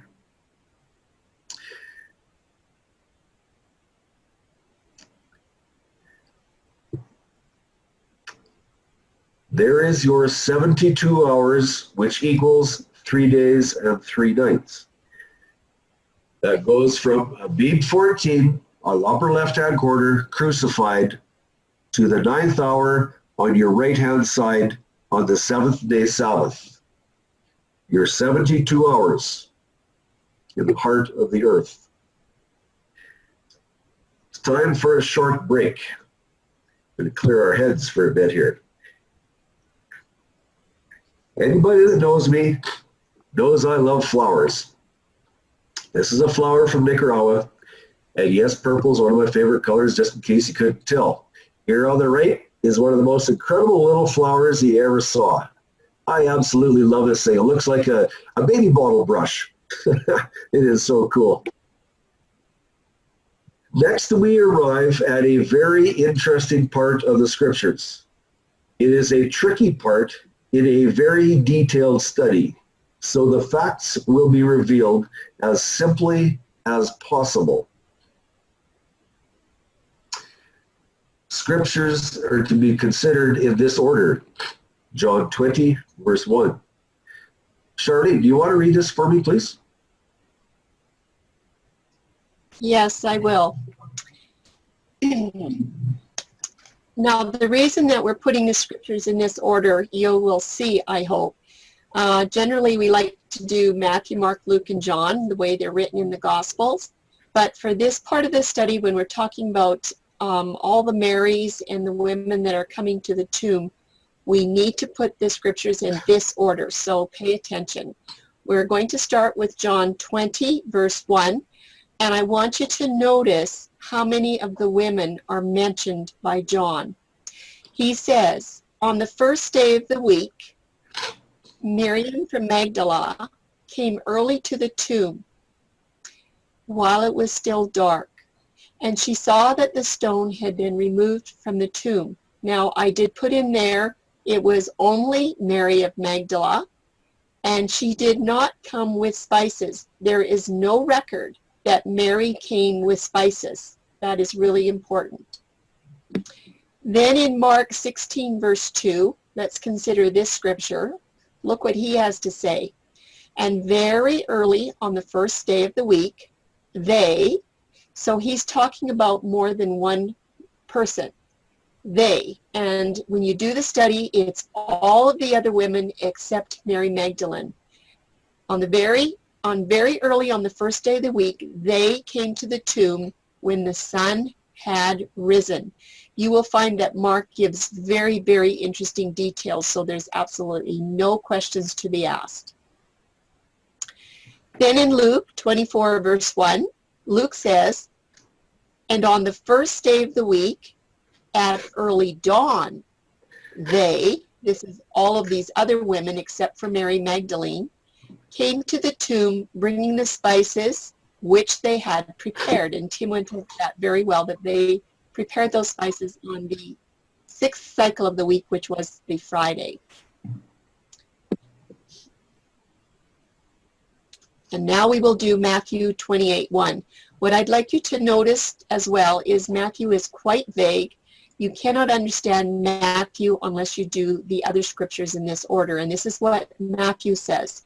Now, after the Sabbath, toward dawn, on the first day of the week, Mary from Magdala and the other Miriam came to see the tomb. This is a little bit confusing. When I did the study in this area, this text is quite vague. It's John and Mark that are going to tell you what's going on with these women. I call it the Mary puzzle. So the context of Matthew can only be understood after you do a very full and detailed study of John and Mark. Even Luke can be vague at times.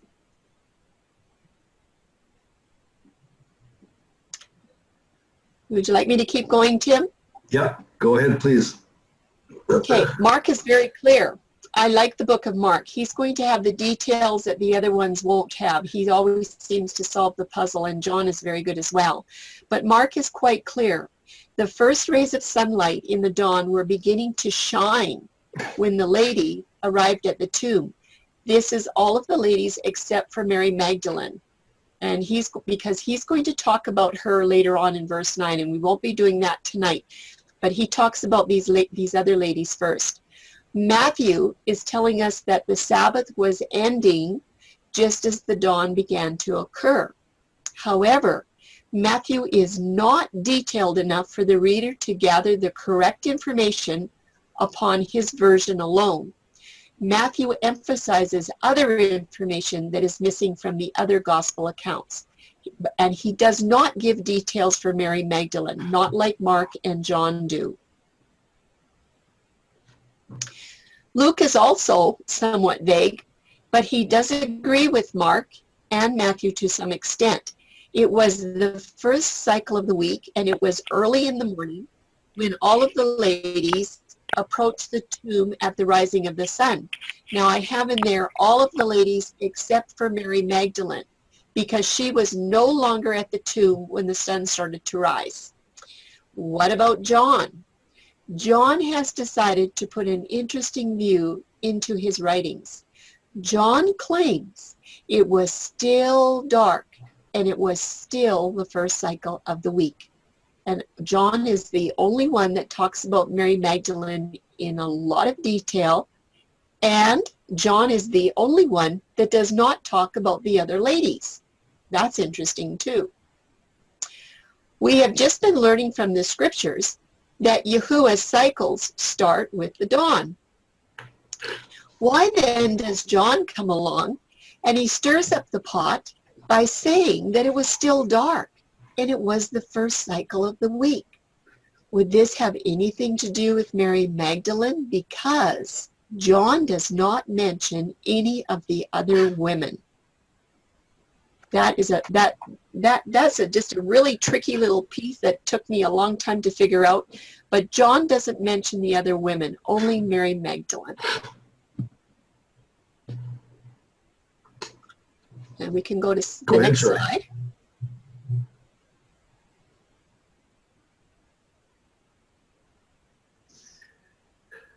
It's true. Yeah, here we go. The information that we have is that John was living in Antioch. This was a Roman city at the time of his writing. John was writing to a fully Gentile readership, and he wanted them to know the exact proper timing of the true Messiah on the Roman method of keeping time. His full intent was to get the gospel message to the Romans and the Greeks and the rest of the Gentile world onto the ends of the earth.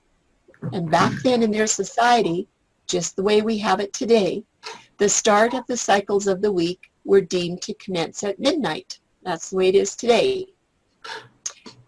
And remember that John claims it was still dark, and it was the first cycle of the week.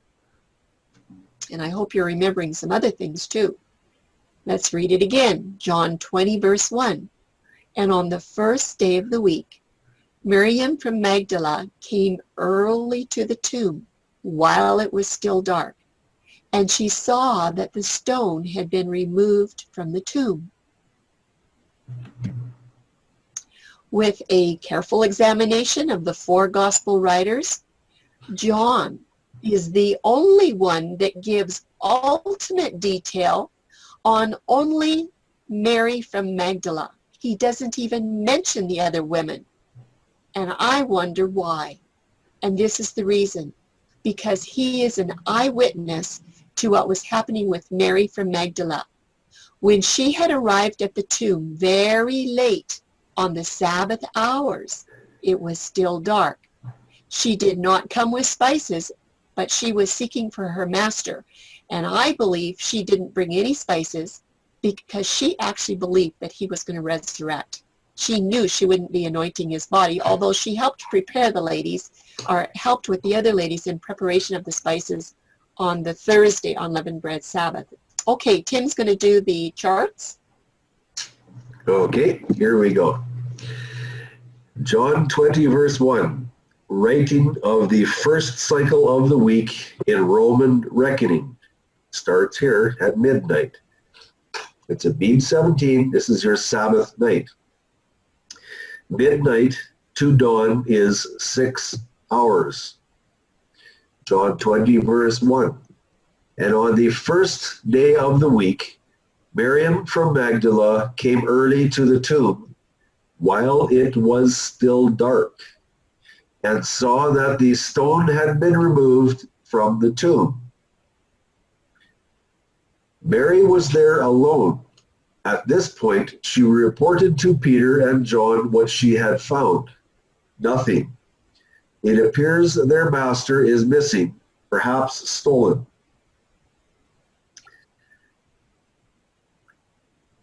What happens next? In this pitch darkness, Peter and John follow Mary to the tomb to see if what she has reported to them is indeed true. Yes, it is true. They find nothing and promptly return to their homes.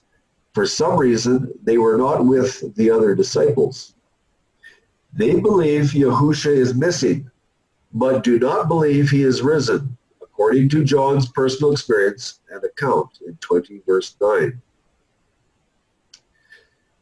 Mary lingers around the dark tomb while the twilight nears. This is when she is blessed to see two angels in the tomb. They do not tell her Yahusha has risen. Next, a voice calls to her. She thinks it is the gardener, but it is Yahusha who tells her he must quickly ascend to his Father. Remember, twilight is drawing near as he leaves. The Synoptic Gospels do not give specific details about Miriam from Magdala. Only reporter John has the information that changes everything. Details after the resurrection, John's facts, when it was still dark. John is the only writer to give any detail of Miriam from Magdala, all during the final hours of the seventh-day Sabbath. However, in Roman time, the new day began at midnight. Thus, John notes the weekday was already the first day of the week. These details were missing in the other Gospels.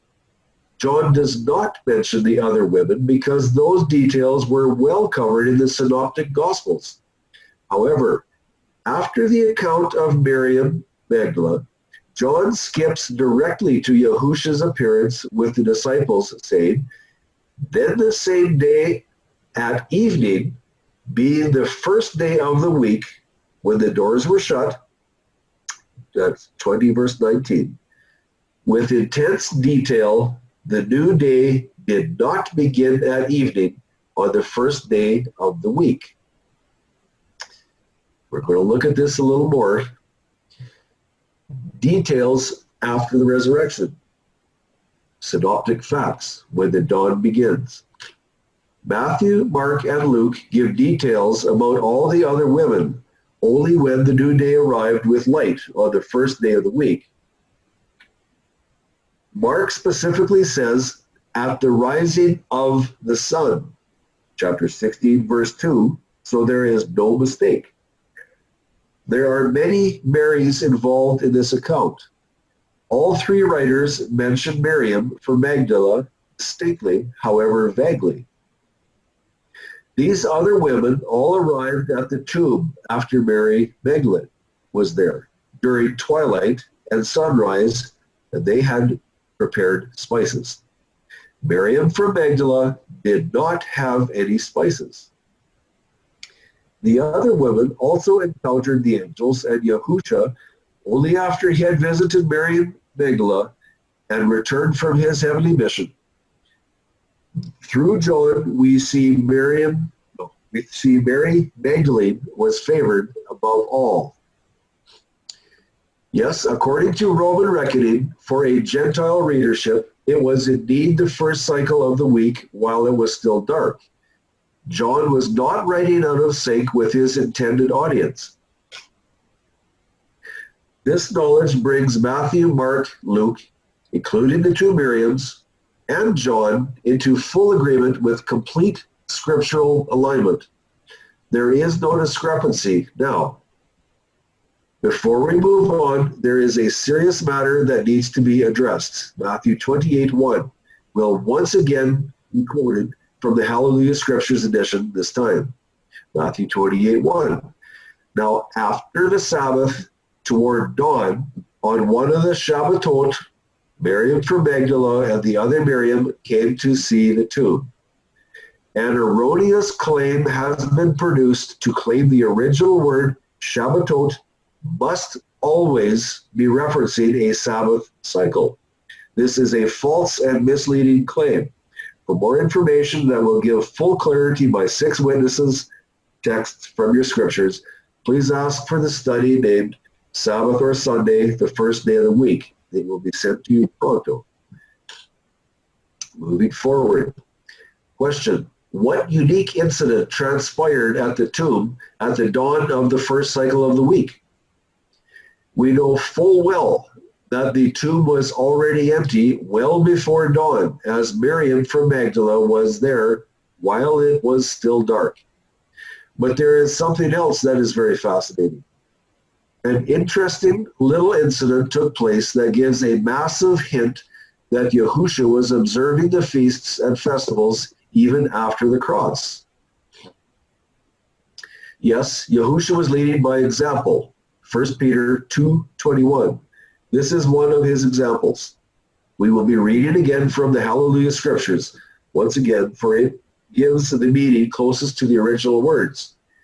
Peter and John have left, but Mary lingers in wonderment. John 20, verse 11. But Miriam was standing outside by the tomb weeping. Then as she wept, she stooped down to the tomb. John 20, verse 12. And saw 2 messengers in white sitting, one at the head and the other at the feet, where the body of Yahusha had been laid. Verse 13. And they, the 2 messengers in white, said to her, Woman, why do you weep? She said to them, Because they took away Adonai, and I do not know where they laid him. And having said this, she turned around and saw Yahusha standing, but she did not know it was Yahusha. Yahusha said to her, Woman, why do you weep? Whom do you seek? Thinking he was the gardener, she said to him, Adonai, if you have carried him away, say to me where you put him, and I shall take him away. Yahusha said to her, Miriam. She turned and said to him, Rabboni, which is translated as teacher. Verse 17, Yahusha said to her, do not hold on to me, for I have not yet ascended to my Father.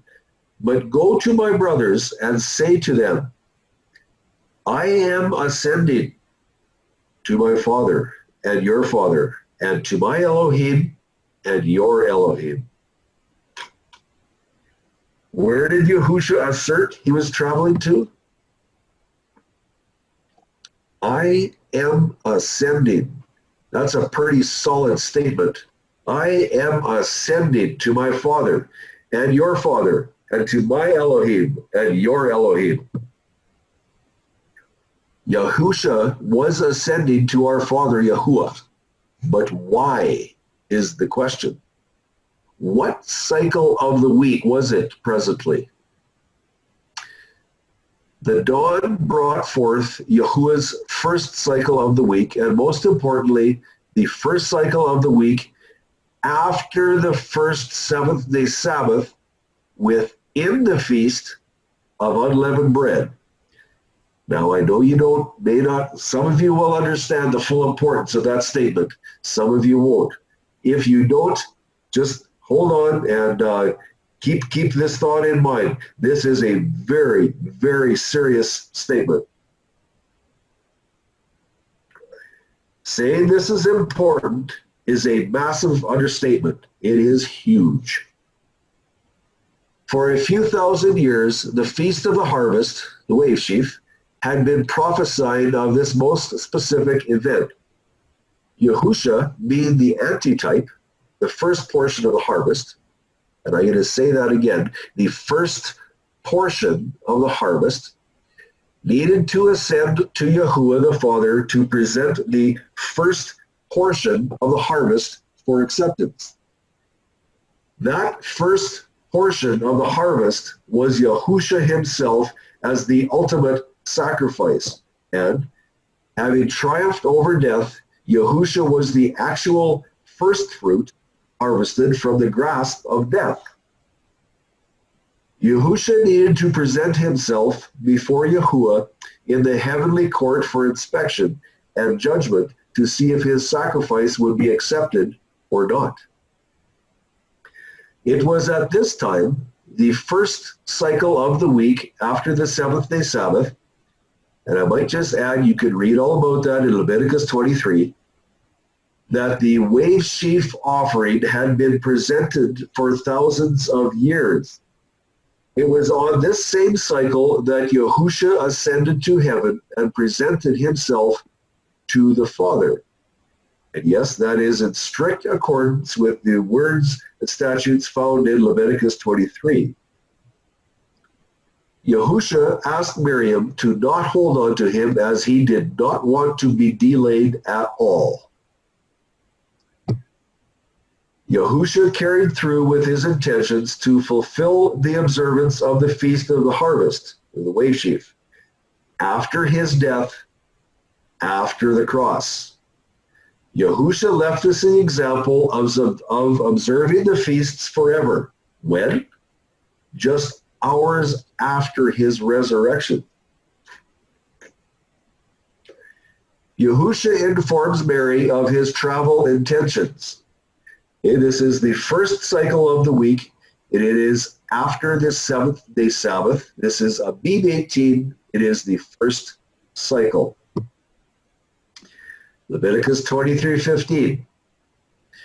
And from the morrow after the Sabbath, from the day that you brought the sheaf of the wave offering, you shall count for yourselves 7 completed Sabbaths. That wave sheaf offering is what Yahusha was fulfilling. It is the feast within unleavened bread that he was observing. So in 2017, Yahusha said to her, Do not hold on to me, for I have not yet what? Ascended to my Father. But go to my brothers and say to them, I am ascending to my Father and your Father, and to my Elohim and your Elohim. There can be no doubt whatsoever of his intention at that moment. He said, I am ascending. Pretty firm. Yahusha, the antitype of the wave sheaf, was observing this same feast after his resurrection. He was to present himself in the courts of heaven for the acceptance of his ultimate sacrifice. Yahusha returned to this earth on the same first cycle that he ascended to present himself as the first fruits of the harvest. At his return, Luke records Yahusha being with two men near the evening twilight as they begin to eat. Luke 24:29. But they urged him strongly, saying, Stay with us, for it is towards evening, and the day has declined. And he went in to stay with them. When Yahusha broke the bread, they recognized him, and Yahusha immediately disappeared. Yahusha then reappears in the evening twilight season to the group gathered in Jerusalem. Notice how specific John is with his record. When therefore it was evening on that day, the first day of the week, and when the doors were shut where the taught ones met for fear of the Yahudim, Yahusha came and stood in the midst and said to them, Peace be to you. Okay, John has just told us it was evening. That is after sunset. And he has told you it is the first day of the week. And I ask you, did that sunset change the day? If the sunset had changed the cycle of the week, how could it still be the first cycle of the week? John tells us the evening timing on that cycle and declares it to be the first cycle of the week. Still, what happened to sunset theory here? That is one event. John tells us in the sunset theory, the evening did not change the day. What about John's Roman reckoning day? The sunset never changed the evening in that reckoning either. So there's two strikes against the day changing at sunset. Pretty strong verse, pretty solid.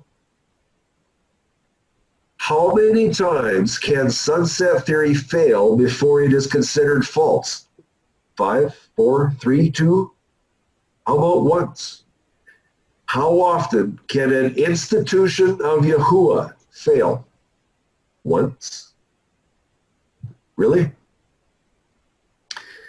We are at the end of this study. I truly hope you will give what we have learned here some very serious thought. The Hebrew word, Shema, the basic definition comes to mind. Listen and act accordingly. The end. Yahushua HaMashiach sealed his covenant calendar with his death and resurrection. If more help is needed, please send your questions to these ones here below. You'll see them. Now look at that little flower on the right. Oh, there it is. I love flowers. This one's about the size of your baby fingernail, and it is absolutely precious. I hope you enjoy it. Thank you, Tim.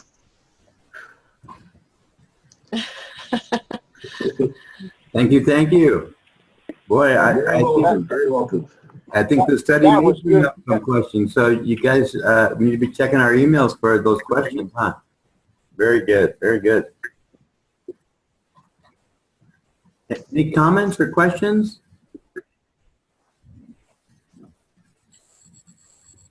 I always got something to say. That was excellent. I really am impressed with the slides. Good job, Tim. You did a good job. Thank you very, very much.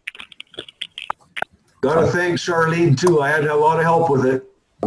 I do have some questions. There were some things that I had noticed that I had not seen before. So if I'm understanding it correctly, it was indeed the covenant meal that they had on the 13th, right? But it was on the 14th day that Yahusha was offered up as the lamb. What do you mean by covenant meal? Well, a covenant is a offer, an acceptance, blood ratification, and a covenant meal. But they don't have to be all in that order. You could have the covenant meal and then the blood, in which case we have the Melchizedek covenant, the new covenant of the Melchizedek order. I don't recall there being any blood at that meal. No, Yahusha was the blood on the lamb. So we have all four parts of a covenant, of a new covenant, a blood ratified covenant. Did they not eat meat on that meal? No, it's not there about any- eating meat. It's about what a covenant is. A covenant is a offer, an acceptance, Yeah. ratification, and a covenant meal. Same as in a marriage. If you have a couple, you have an invitation to get married. There's an acceptance. There's blood ratification when you get together. Yes, I understand. Yeah, and then we have a covenant meal. But the order doesn't have to be the same order. We just need to have all things in place for there to be a covenant, a new covenant. I guess I was just thinking if you're linking the meal that they had to that covenant meal, then if they had any animal sacrificed at that time, you could say that was part of the covenant. But we know that Yahusha's blood is the blood of the new covenant anyway. So yeah. Interesting. Yeah, I Good think thought. that the meal was predominantly just bread and wine. It could have been potato chips and salad, but I'm sure it wasn't potato chips and salad. But the point being that it was a covenant meal before, and then the blood ratification. So all four elements are there in the covenant.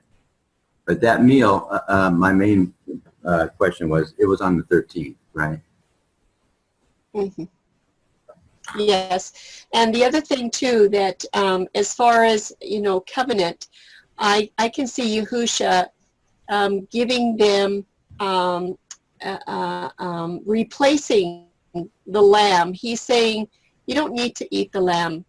After this Passover, you don't need to eat the lamb because now the wine and the bread is going to represent my blood and my flesh. So in that way, I can see it as a new covenant meal. Where he's saying that if you eat the lamb instead of me, then you're denying what I have done for you.